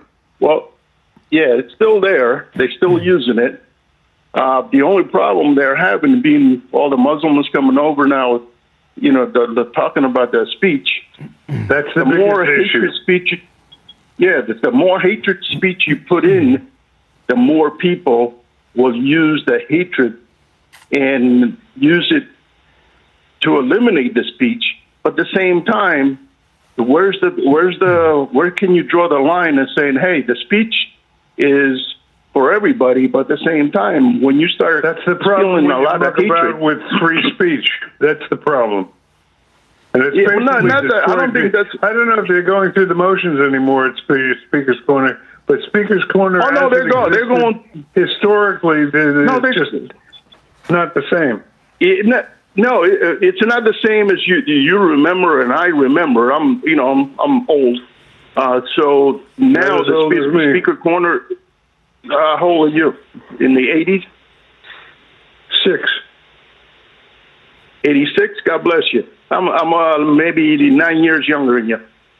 Well, you're a kid. Tell that to my bones. Anyway, go ahead. In freedom of speech, it has a line. You can't call out. If you go into a theater, you can't say fire, fire, everybody runs out, and people get killed. So the person is responsible for what the person says. If we say, kill this guy, he's this and he's that, and I don't want to use the terms that the Democrats are using. But who makes the decision? Who makes the judgment? Well, as people, we should make the judgment. That we, for example, people? if I say the people that run the government, the people that you entrusted. So, but if you say it on the air, that's okay. No, not necessarily, because if the guy on the air says, I hate this guy, and this guy is useless to society, and this guy is this, and this guy is that, what's going to happen to that person? Well, you can tell what's going to happen from what's happened here in this case. I mean, you take a look at what's happened. Yeah. What's happened is that you can't open your mouth. It's getting so you can't say what you want without getting in trouble. That's Okay, and then that suppresses free speech. Okay, but then your next solution you have is a revolution. If you speak your free speech, but you use your free speech. But if you pass on a resolution, you don't want a revolution, do you? But for example, if you use the free speech, you can't, certain things you're not allowed to say. They did that. Your good point. Appreciate your call. But I think you've made your point. Okay. Well, see, you just shut him. Did you violate his First Amendment, Steve, when you hung up on him there? Yes. Okay, but that's okay because you did it. Well, because I've got this little sign here. Hold on, let me straighten the sign. It says host. That's correct. Like ABC taking Kimmel off the air. HOST, host. It's your show. That sign permits me to do it. Correct. In fact, I did it. You told me to do it. That was your signal for me to hang up on the call because I've got the controls to the phone. Well, that's what ABC did to Kimmel. They own the show, they own the network, and they took him off the air. How's that a free speech violation? How's that different than you doing that, telling me to hang up on a caller? Well, each case is different. There's no question of that. But it's where we end up that you're going to see the problem. Yeah. And in England, what you have to do is look at England because what I'm talking about has occurred there now. That's correct. You can't go into a bar and talk too loud and say something that the government deems as dangerous, or they're throw you in jail. I don't want to get thrown in jail for anything I say that's considered on the borderline. Okay. Our number is toll-free, 888-465-2631. Did I lose you, Steve? Hold on. Let me try. I think I might have lost Steve. Steve, are you with me? Okay, I'm going to call Steve during the break. It's time to take a break, and I want to talk about coastal weight loss secret. You guys, you've seen my miraculous weight loss, haven't you? I got my face back, my neck back. I'm thin. I'm shaving again. I realized I had not been shaving that much, like once every, really, sometimes a couple of weeks. And now I'm shaving regularly. And the reason I stopped shaving, I didn't realize it at the time. It was subconscious. The reason I stopped shaving is because I gained so much weight, and it kind of covered up the weight that I had gained on my face, or at least I thought it did, but it really didn't. And now I'm shaving all the time. And the reason I'm shaving all the time is because, well, I look great. I've lost all this weight. I got my face back. And my stomach is flat. I've lost inches off my weight. And you can lose 10 to 20% of your body weight in just 60 days, too. That's right. Without any medications, without any injections, without any exercise, with eating foods you would normally eat, and without starving yourself. Give Coastal Weight Loss Secret a call and schedule your no-charge consultation. 561-247-6300. 561-247-6300. 561-247-6300. And online, coastalweightlossecret.com. We'll be right back.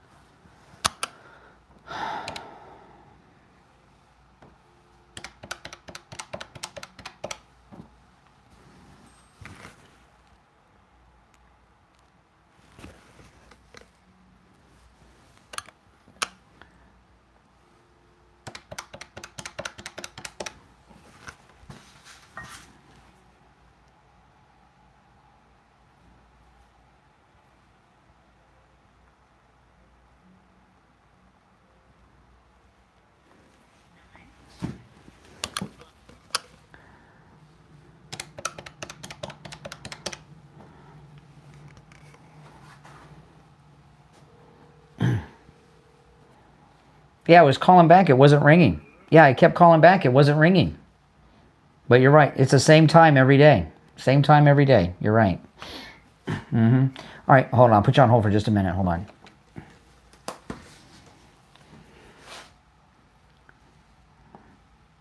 Okay, you there, Steve? Steve? Steve, are you there? Yes. Okay. I'm here. Yeah, that worked out because Can you hear me? it was time for a break, so I just did a spot. So, but okay.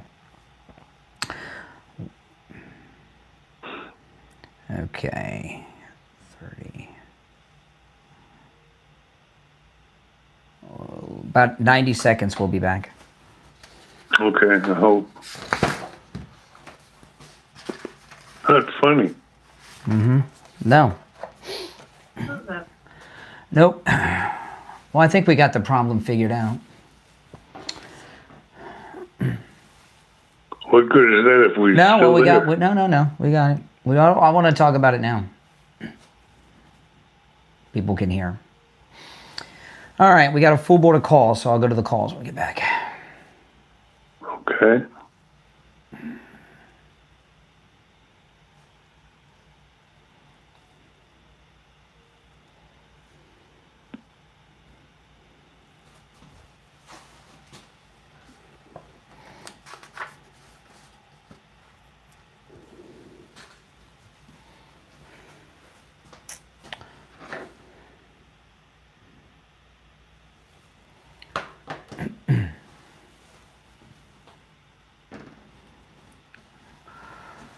I'm tired. Cold should be through the roof today. Mm.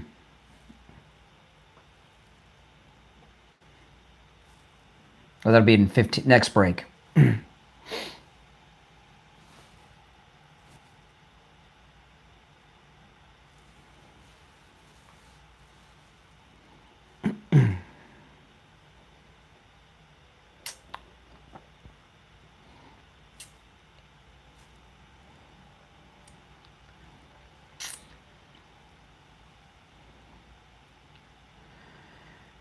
All right, we are back. I'm Brian Craig. Steve Kane is here. Our number, well, we only have one opening on the board at 1-888-465-2631. Let's go. You're on the air. What's your name? Where are you calling from? Hey, Brian. Sean from Massachusetts. Good morning. Hey, Sean. Good morning, Sean. You know what? After everything that we've seen in the last few years with the Biden administration and the Obama administration about censoring, everything was done by the government's orders, with companies and brands and jobs and all kinds of organizations. I mean, that's the And when they change governments, they change who's in charge. Well, what's going on now in Congress is a perfect example of that. When they held the power, when they had the presidency, they kicked the crap out of all of us who are conservative Republicans. Now the shoe's on the other foot.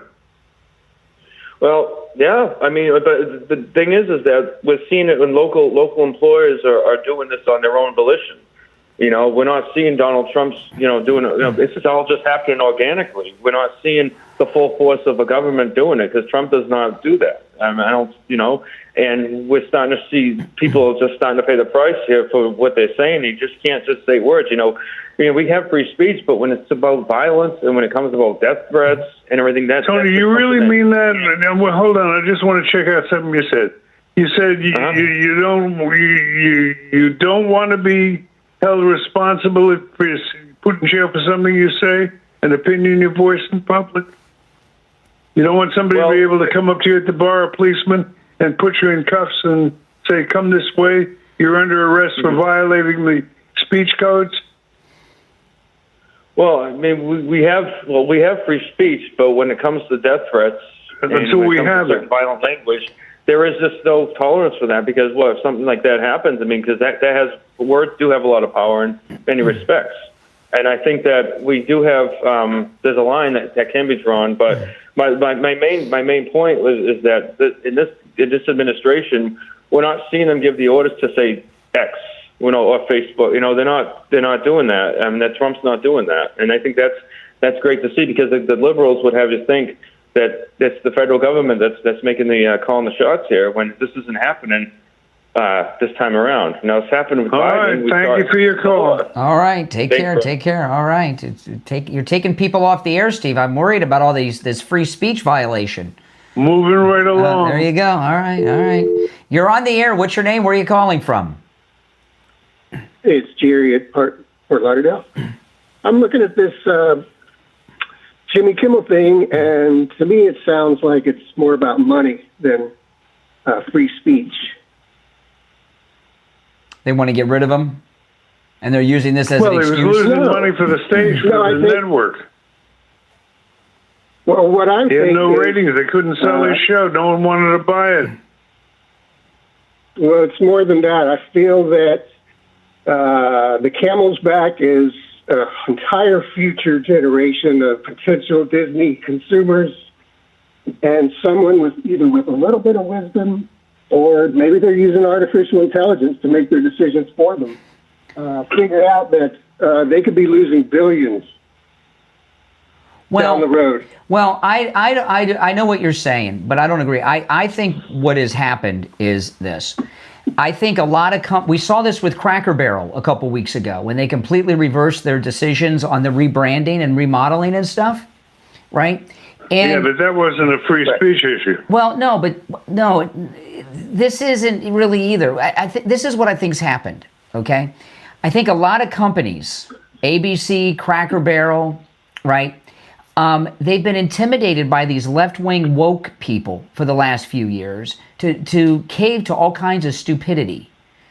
And there's been a big and now we have Trump back in office, and they see that the MAGA viewpoint, the conservative viewpoint, is the majority, and that the woke ideology is a small little group of people that have been intimidating them. And they never agreed with them, but they just caved with them. And now they're getting rid of all the wokesters at every opportunity. Like, I give you an example. Did you see the woman who was fired at Office Depot over the weekend, Steve? Refresh me. Okay. Did you see it, caller? No, I did not. Okay. These young people go to an Office Depot. They're printing up flyers for a Charlie Kirk vigil. The manager, who was a freak, you should have seen her, very freak, I don't know what gender they were, one of those kind of people, would not allow them to use the copy machines because it was propaganda, a Charlie Kirk vigil. She wouldn't let them. And they had her on video on their phones. Office Depot fired her. I promise you, they wanted to get rid of that woke, whatever preferred pronoun manager for a long time. They just couldn't do it. And now they could, and they got rid of it. That's right, because that makes sense, because woke, you go broke. Yes, you go, what? Yes, correct. You go woke, you go broke. And yeah, all right, appreciate the call. Take care. All right, yeah, we got some good callers out there. I got to tell you, Steve, the last week since this tragedy, we've had some of the best calls we've had in years. I'm going to talk about all new people, but of course, but just great positions and arguments. You know what I mean? And so we can think about things in a different way. All right, let's go. You're on the air. What's your name? Where are you calling from? Brian from Deerfield. Hey, Brian. Hey, Brian. Hi, Steve. How are you today? Now, I'm from doing what I good. How about understand, you?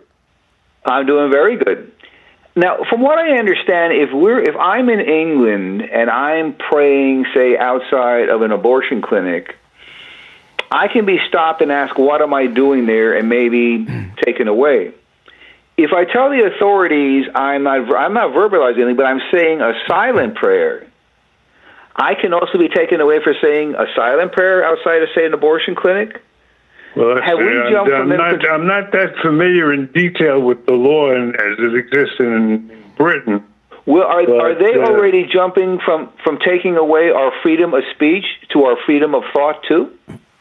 I mean, are we going down the slippery slope to being under complete control? At least I would say, let's put it this way. I don't know if it's happened yet, but that's the danger.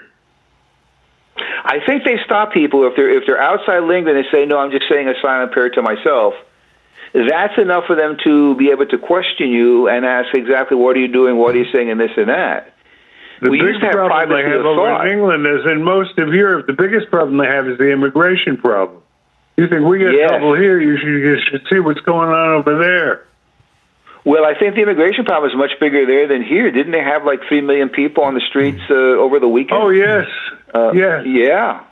Absolutely. I mean, they've got to do something. You know, I think that they're gradually losing the culture over there. They're in danger of losing the whole country there if they don't do something about that. And that's why Trump's been warning them, like when he's over there playing golf, you got to get control of your borders, you got to get control of your immigration problems, or you won't have a country. And they're very supportive of Trump. That's another thing that is shocking. Yeah, they're looking for you. Especially if you badmouth Trump in England, they'll grab you up off the street real fast.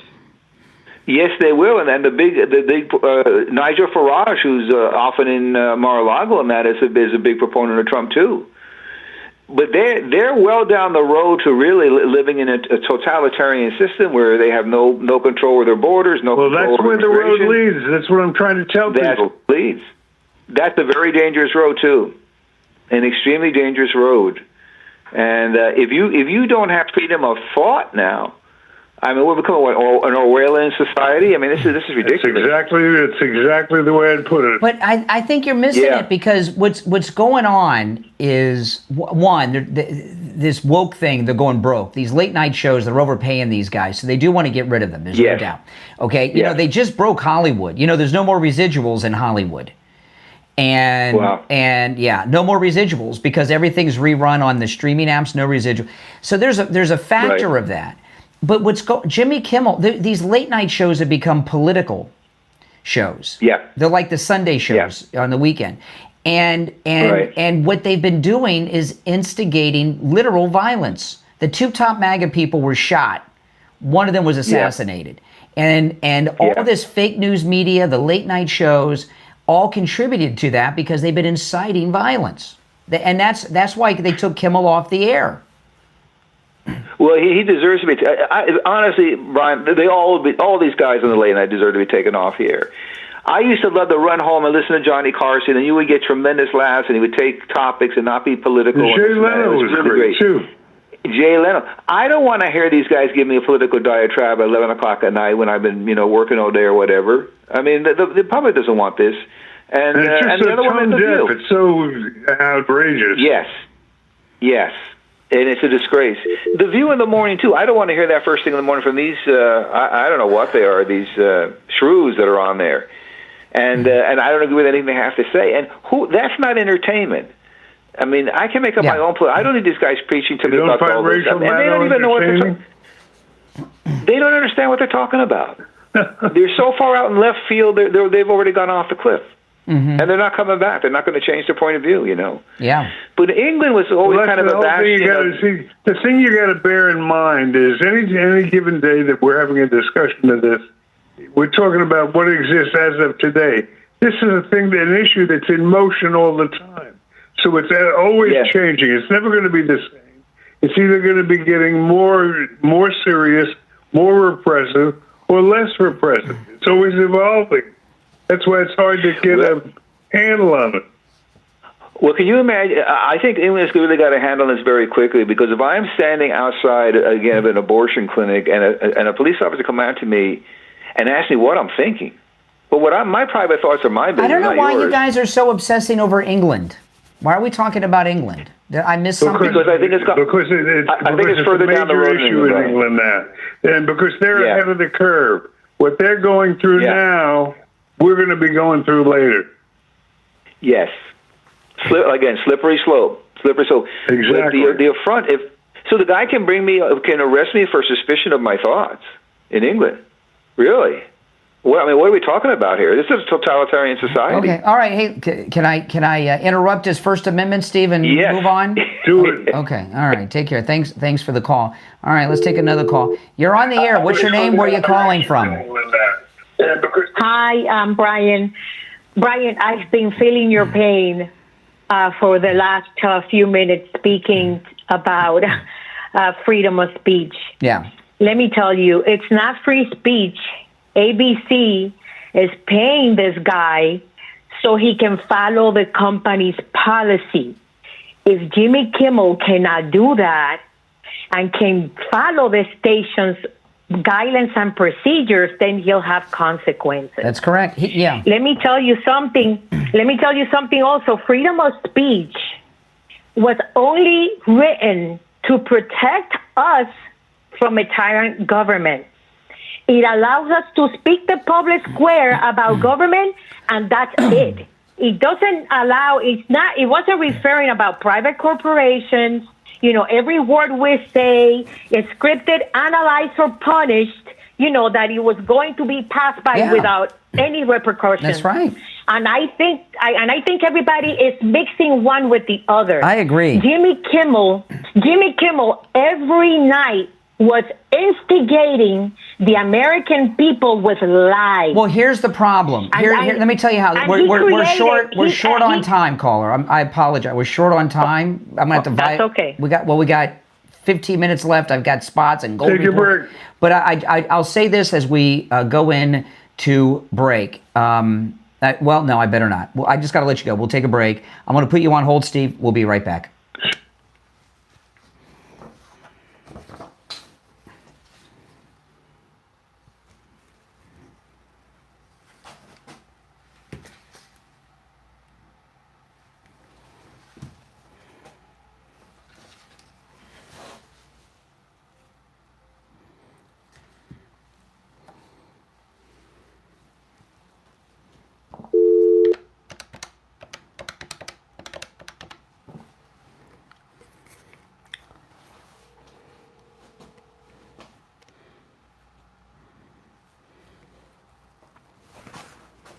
Hey there, hold on.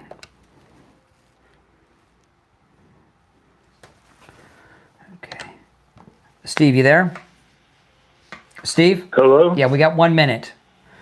I'll conference William in a minute.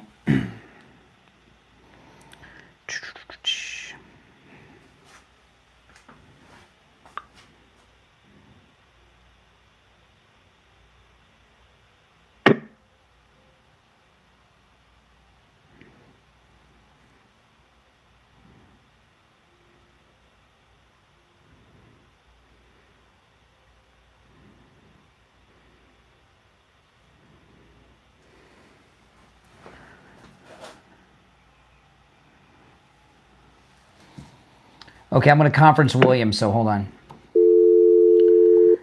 All right, we have 30 seconds, William. Okay. You there? Yep, we're all both here. Stand by.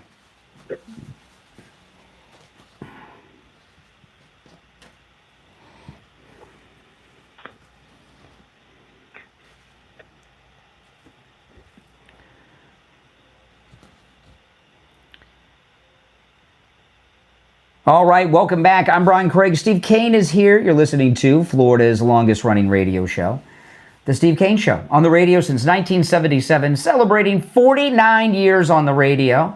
And it's time to check in with William Youngerman from the offices of William Youngerman Incorporated in Boca. William Youngerman, how the metals look today? Metals looking good. Yesterday, we saw a little bit of a pullback after hitting an all-time record high for gold of $3,708 the ounce. And then reversing to go lower, down $29.70, which is certainly expected, closing out the day at $3,658.80. This is kind of reversals that we see each time we make these new record highs, and it usually gives us a little bit of a buying opportunity for a day or two, and then it goes right up, back up. So we've seen that many times. Silver closed down 91 cents yesterday at $41.59 the ounce. Platinum was down $27 at $1,365. And palladium was down $28, closing at $1,153. Overnight, we saw gold trade in a range of $36.34 on the low, all the way up to $36.73. Right now, we're at $3,668 the ounce. That's up $9.20. And really only about $40 off the all-time record high of $3,708. Wow. Not too bad. Yeah. Silver holding nicely there, too. Also, silver up 21 cents right now at $41.80 the ounce. Platinum up $31 at $1,396. and palladium of $7 at $1,160. So that's pretty much where we are, but still a little bit of a pullback from the all-time record high, still giving us a little bit of a buying opportunity. But at these numbers and in this day and age, the way things have been looking, any time is a good time to get in and buy the precious metals. Yeah, and I know we talk about this from time to time, but I wanted just to give some people some more reasons why. If you're out of town, out of state, or even in town and you can't make it into William Yergman's in Boca, you can do all your transactions through the mail and over the phone. Can you tell people how that works, William Yergman? Yep. Yeah, certainly. You just call us up on our 800 number, toll free, lock in a price for the precious metals that you're looking to buy, and wire the money, and the items are shipped out the same day or the very next day, fully insured to you. Yeah, and I wanted to add a couple things to that.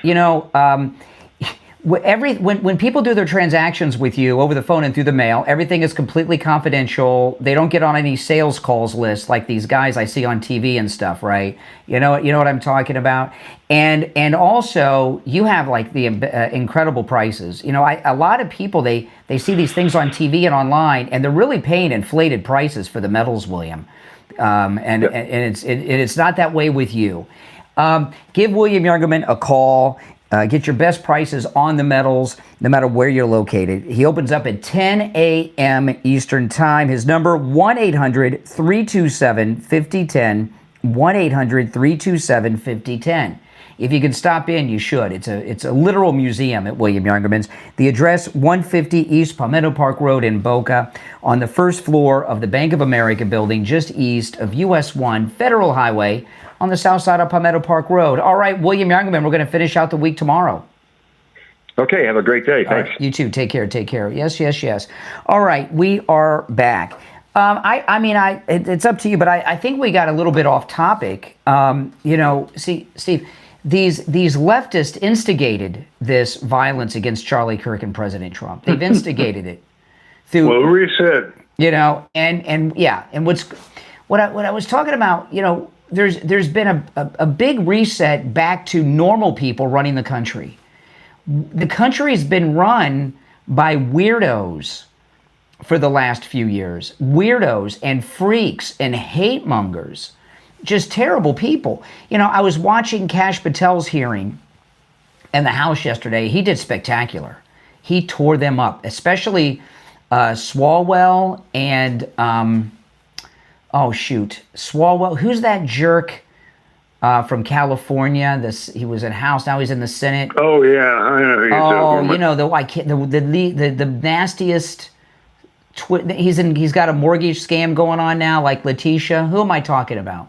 Oh, what you guys? What am I? Oh, I cannot believe I didn't get much sleep last night. Schiff. The day before was the Senate. He humiliated Schiff. Schiff's never been talked to like that before. And yesterday, the Republicans did something that was so clever. And you have to have a trained ear for mics to pick up on this. I was watching these House hearings yesterday with Kash Patel. You know how they ask you ridiculous questions that are really not questions, they're accusations, and when you go to answer, they reclaim your time? They reclaim their time so you can't answer, right? Man. They do that thing. Did you beat your wife, or something? And then when you try to say no, I reclaim my time, and you don't get the answer. Well, not only did Kash Patel continue to answer when they asked these stupid questions, the Republicans, whoever came up with this, should get a Presidential Medal of Freedom. They had this, and now when I tell you this, and if you go back and see the clips in the news today, you guys will pick up on this. They had Kash Patel's mic turned up louder than the Congress people's microphones. So when they interrupted him and he was still talking, his mic was louder, talking over them. And he barked. I can't play the clips because there was profanities used by Kash, but his mic was louder than theirs, so they couldn't reclaim their time. And he told them it was a great moment in sports. Yeah, I don't know whose idea it was to do that, but it was brilliant. He tore them all up. It was beautiful. And all my disappointments with Kash, he earned a lot of respect back from me yesterday. Not that Kash cares what I think, But if you missed any of that, go back and watch it. It was a beautiful thing. And since you're talking about England, I watched how the King of England not only honored our great president, but I was watching some of the commentators in England. And some of these guys have been around for a long time. Some of them were really old guys. And they said there has never been a ceremony like this for a foreign head of state before. That it was far and above anything that any of them have ever seen. Yeah, the crown knows which side its bread is buttered on. That's right. So King Charles was honoring our president at a level that it's never happened before by any head of state over there, and which was a lot of great reason. What do you think that was about? Because I always thought he was a leftist. He was in all that green crap. I don't know why he went over the top, but it was beautiful, and while the King of England is honoring our president, Kash Patel was filleting these House members yesterday, and it was a lot of fun to watch. All right, let's take a call or two. We're running short on time. You're on the air. What's your name? Where are you calling from? Hi, Brian. This is Lisa from Fort Kent, Maine. How are you? All right, Lisa in Maine. What's on your mind? Lisa. Hi there. I just want to say you are looking absolutely fantastic since your weight loss. Oh, thank you. I was just wondering. You're very welcome. And I was just wondering if you could give us a little bit of information on how this program works. Well, people ask me that a lot, right? It's called Coastal Weight Loss Secret. That's the secret. I can't give out the secret. But if you call them, it's a no-charge consultation, which you can do over the phone in Maine or on Zoom. Here, give me the number. Yeah, I'll give you the number, and they'll give you the secret when you call for the free consultation, okay? It's 561, and since you're watching online, you can rewind this if you miss it and get the number. 561-247-6300. 561-247-6300, all right? But everything, you've heard me talk about it. It's that easy, all right? Okay, I thank you so much, and I appreciate your time. All right, take care. Yeah, people tell me that a lot, Steve. I tell them the same thing. Well, that's the secret. I can't give you the secret. They'll give it to you when you call. Oh, man. But, I thought it was really awesome that the king honored he was honoring our country, too. But that shows the level of respect that's back in the country. So this stuff that's going on with Kimmel and everyone, there's a reset. America is getting its proper place back as leader of the world, right? Leader of the world. And we have adults that are running the country now. We were being run by corrupt gangsters. J.D. Vance was speaking yesterday, and he was talking, there's no more drug boats coming. And they blew up the first one. Then the cartels tested the second one. They blew that one up, and there's no more drug boats coming to the United States. They've shut down the cartels. And I saw this morning, our new War Department released some footage. They leaked some footage out to the press. It's the Marines doing amphibious exercises in Puerto Rico, and they're sending the mess. They may go take a port or something in Venezuela, is what the rumor is, where the cartels are operating out of Venezuela. And so there's. The president, it's the great American reset that's going on. We've not seen anything like it. Now, before we end, I got to talk about this. This is an incredible new thing at Sloman's. The Sloman's Shield Link. Okay, listen to this. The Sloman Shield Link integrates your home security system with all this kind of automation around your house. You can connect your alarm system, your cameras, your shades, your thermostat, your television, your garage, everything, all in one single app. And with one click, you can control multiple devices at the same time. For example, you can disarm the alarm instantly and at the same time adjust your thermostat, turn on your lights, turn off your lights, get your TV, get your radio, get your devices on. It's amazing. And the best part is you don't have to figure it out yourself, because Sloman's, they'll handle all the installation and programming for you. The Sloman Shield Link works on your existing devices. Give them a call, and I don't have the number. Oh, my goodness. I don't have the number, Steve, for Sloman's. You got to bear with me while I'm looking for the number for Sloman's. I've got all this copy, and I've got everything but the Sloman's number. I'll find it in a minute. Hold on. Nope, that's Friendly Tire. That's Dr. Appleton. Okay, here it is. 1-800. I have all this copy. I just need the phone numbers. I do everything off the top of my head but the phone numbers. Give Sloman's a call and ask them about the Sloman's Shield link. 833-283-5050. 833-283-5050. 833-283-5050. And check that out. It's pretty cool. Anyway, tomorrow is Friday, and that means open phones, Open MAGA Mike Friday. And that means those of you that are new to the program, on Open MAGA Mike Friday, you can call in about anything and everything on your mind. You're not limited to what Steve and I talk about. The show prep is up to you guys on Friday. Monday through Thursday, you got to talk about what we want to talk about. But Friday, the show prep's up to you, within reason. All right? Remember that guy that called in about the frozen peas? Oh, my goodness. The phones aren't that open, okay? But I'll never forget that call. But tomorrow's Open Phone Friday, Open MAGA Mike Friday. Don't miss that show. Those of you that are new, you'll love it.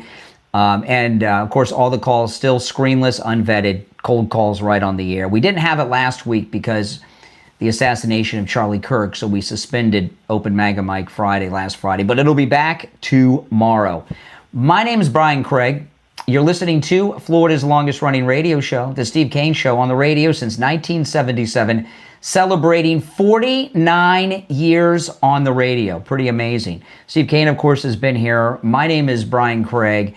And we're going to continue this discussion tomorrow, Steve, because today is going to be all the fallout over the removal of the air of Jimmy Kimmel. And it's going to be an all-day liberal meltdown day. All right, guys, take care. God bless America. God bless Donald Trump. And God bless Charlie Kirk. See you tomorrow. All right, Steve, I'll call you in about 20 minutes. Okay. All right, take care. All right, now you guys watching, I got a busy day today, but there's something that I wanted to share with you. Don't go anywhere. And if you'd like to call in, you're certainly welcome to still call in. I wanted to pull this up. This just blew my mind yesterday when I saw this. Did any of you see this? This guy here, Frank Turek. He was in the car with Charlie Kirk when they were taking him to the hospital after he was shot. Did any of you guys see this? And he was talking about what happened in the car. And I thought I'd share this with you because it was crazy. Listen to this.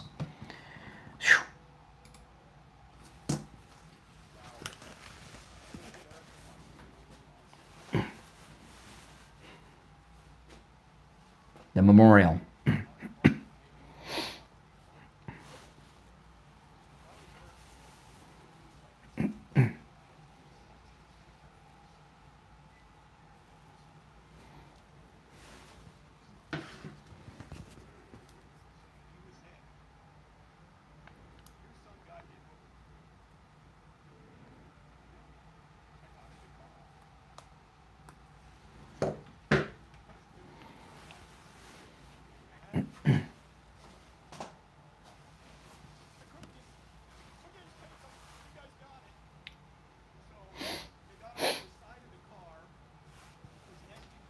Now, by the way, those of you watching on the live stream with the green behind me, if you go to my main stream, you can see and hear this video and audio. The direct link is in the description of the video.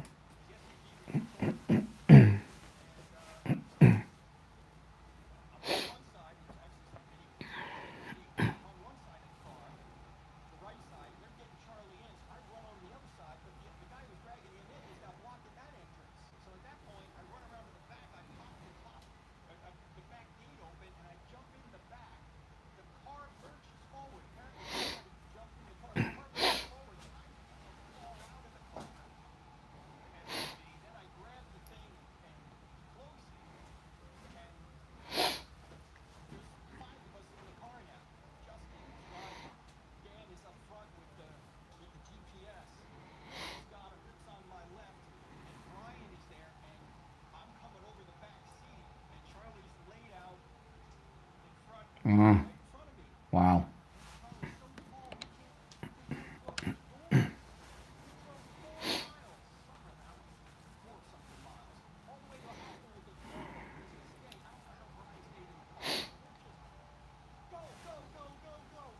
It's insane.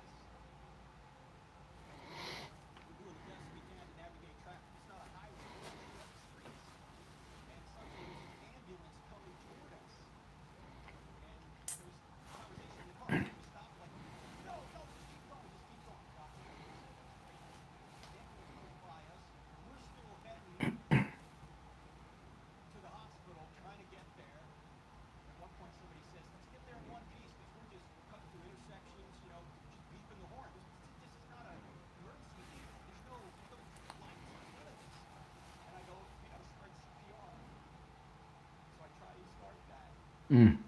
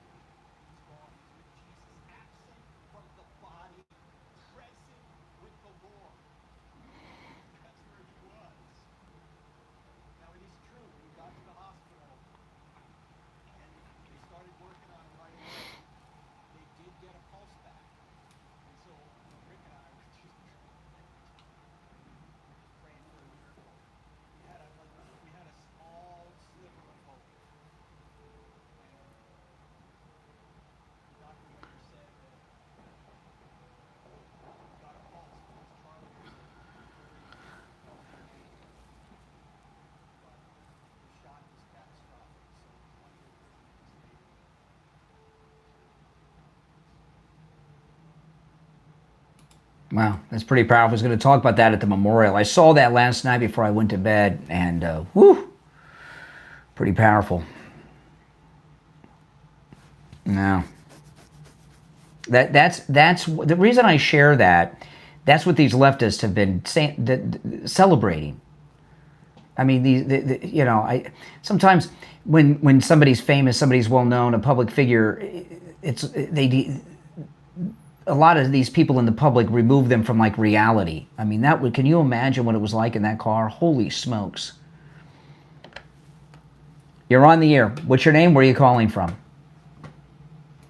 Hi, good morning. How you doing, Brian? All right. Yes. So I was wondering, I'm located down here in the southern parts of the United States. It's getting quite crazy right around now. They're showing lots of footage and lots of, these videos. Hold on, I'm answering some of these. And everything like that. Can you hear me, Brian? I can hear you. Go ahead. And it upsets me, but I understand what they're trying to say. I do. But it's now getting to the point where what people aren't seeing is it's going to get to the people. It's going to get to these children. And I'm not really liking all this message. Now, I understand Mr. Charlie Kirk was, I watched him. But my take on that, a lot of the stuff he said, I think about these kids. So I just want to know, one of the things he said was, one of my son's friends, he's of this, and he was telling, he said that black people are capable of. He didn't say that. He didn't say that. That's bullshit. Come on.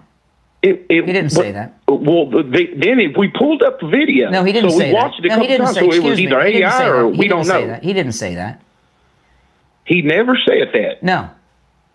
No. So now that's the problem there, Brian, because I watched it with my own eyes. No, you didn't. You're a liar. And you are a liar.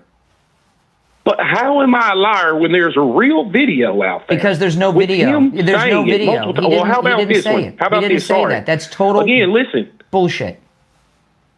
Shame on you. Well, okay. You didn't say you're lying to me. No, excuse me. You're lying. Can you tell me? There is no video of him saying that. Can you tell me? I'll move on. Yeah. I got one more subject. I'll move on. No, I don't know about that. I mean, that's just a complete lie. That is a complete lie. And he says he saw the video. I don't think so. You're on the air. What's your name? Not after watching that video I just played. You're on the air. What's your name? Where are you calling from? Hey, Brian. This is Connie from Pompano Beach. Yes, Connie. Hi. Listen, my kids, we listen to you every morning. My kids came out and told me that I need to stop listening to you because I'm part of the problem, Brian. I'm part of the problem. My kids think that he deserved that bullet. Come on. How old are your kids? 17 and 19. Why did they think that? Because and I didn't raise them like this, Brian. And I said to them, you really saw no value in anything he said. You don't see any value in anything that's happening in this country because they believe he was inciting violence. They believe he was spreading hate speech. Yeah. That's what they believe, and they believe it, and they will not change their mind. And then they said, you're impossible, Mom. You never change your mind. Mm-hmm. Yeah. Which is ridiculous. Of course I changed my mind. Of course, I was a liberal once, too. Oh. Well, I understand them thinking that way because, right before you, I don't know if you were listening offline, but I just got this call from this guy that just lied to me. He, with his Southern accent, trying to act all country and MAGA. And he said that he saw a video of Charlie Kirk saying that black people can't fly airplanes. I mean, and I told him he's a liar. He just made that up. And the media, see, this is one of the problems. This is why Jimmy Kimmel's off the air. These liberals in media are just telling bold-faced lies about a national figure who was just assassinated. And they'll lie right to your face. So I'm not surprised that your kids think that way. They think I'm brainwashed. They think I'm brainwashed. What do they think I am? I mean, you said they told you to stop listening to me? Oh, well, they certainly don't agree with anything we agree about, even stuff that you kind of can't dispute, things that make really good sense. They just override it and get to the next point. Well, that's because you're a racist, and they go right to the racist thing. You're white? And your kids are white? Yes. So they think, my daughter who's biracial is MAGA, right? She voted for Trump. I'm very lucky. And I feel for parents that have children like this. Like one of Steve's daughters won't even talk to him over Trump.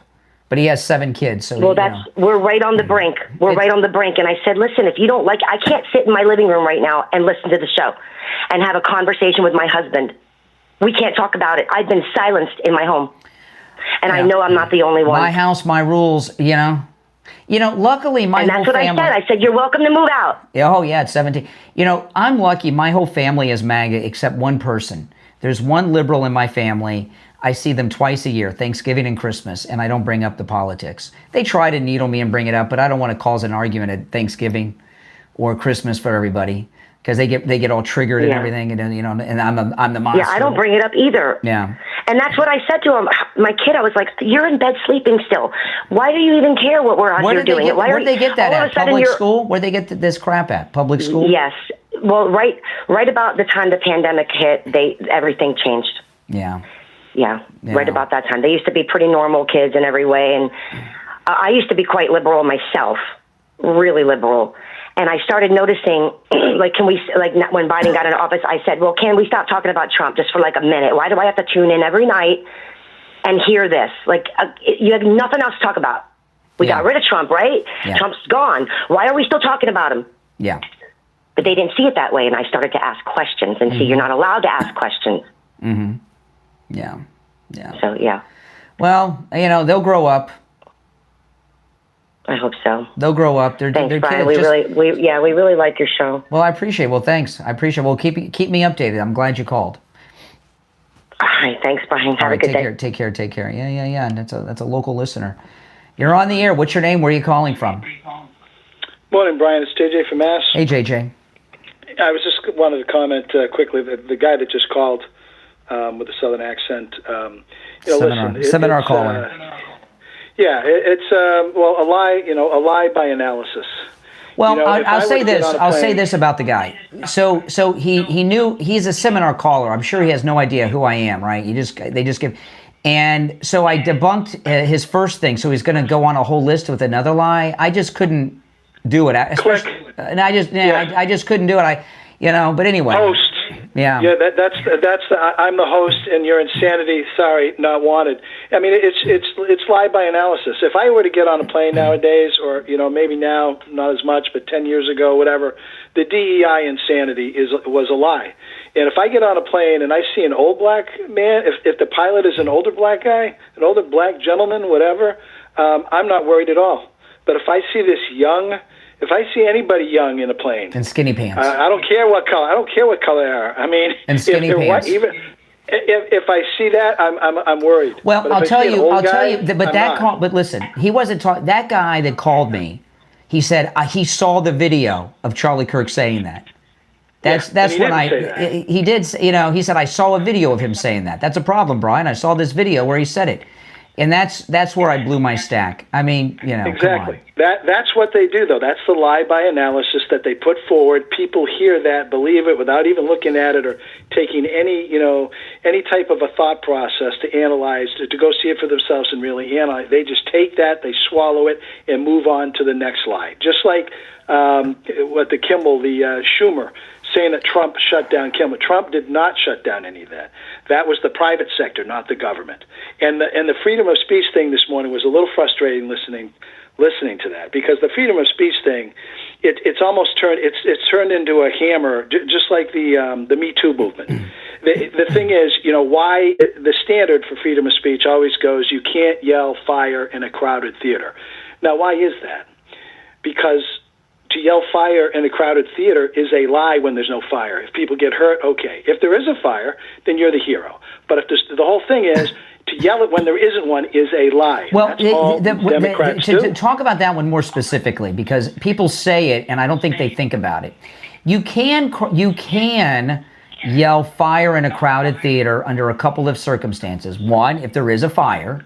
A fire. Two, if there is not a fire and no one gets hurt. When you get into trouble is when you yell fire. You yell fire in a crowded theater. There's no fire. People panic and people die by getting stomped to death.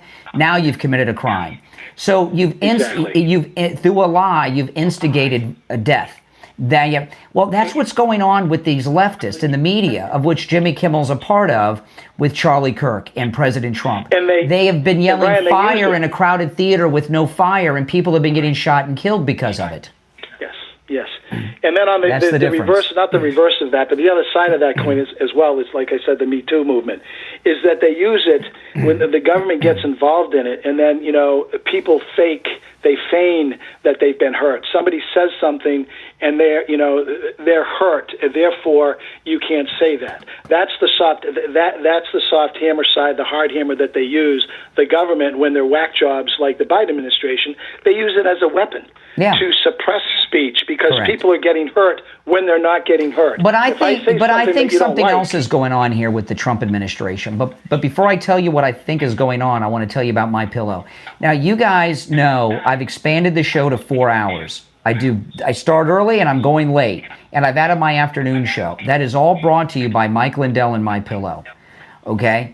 So, and if you noticed also, I've been keeping the show going through the breaks.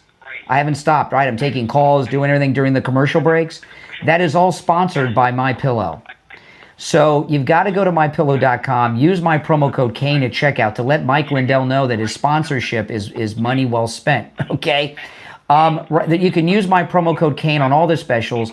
The 3-inch MyPillow mattress topper is $50 off right now and free shipping with my promo code Kane at checkout. I sleep on that every night. So let Mike Lindell know you're supporting the program by loading up on my pillow products. All right, let's finish up before I say goodbye, because I got a meeting I got to go to, and I got to call Steve, and I got a bunch. I'm very busy today. I'll say two quick things. The other day we were talking about, it drove me a little crazy because I remember the canonization, the kid's name, the saint's name, not the kid, but he is a kid. Saint Carlo Acutis. Yes, Carlo Acutis. Yes. Carlo Acutis he was an AC Milan fan. I mean, I remember reading about this kid a while ago, and maybe 2 weeks back, Brian, you and I were having one of those moments where we couldn't remember that I mentioned a Republican I knew had a problem. We were talking about Mondami and the Republican that got smoked because he thought he was just was going to breeze in, was going to walk into it. That was Cantor. Yes. That was Cantor. Yes. From Virginia. He thought he was going to walk in, and he got wiped out. Yeah. Anyway, for taking on the establishment. Today. Yeah. Tough subjects, by the way. That video you just played of the man in the van, and then right after that you get that caller. Oh my goodness. That is what a psycho. That's the epitome of the left. They have no freaking clue. They have no sympathy, no empathy, no. I mean, my God, the lack of heart. I mean, I was practically in tears listening to that. These seminar callers, they typically have Southern accents. Most of the time they say they're from Kentucky. He talked about being from Southern Florida or something. So nobody in Florida says Southern Florida. You're in South Florida, okay? Or you're in Southwest Florida on the Gulf of America coast. I've never heard anybody say Southern Florida, But the timing of that call with that was crazy. Horrific. I just want to scream when I hear that. I mean, well, listen, I got to run. I'm going to be late for my meeting, but thanks for the call, and I'll talk to you again. Yep. All right, take care. If you're new to the program, make sure that you subscribe, all right? This is where MAGA comes to talk. My name is Brian Craig, and if you could take the link to the program and share it on your social media and like the video as well, all that helps grow the channel and the community. All right, guys, thanks so much. I'll see you later. Thanks for watching.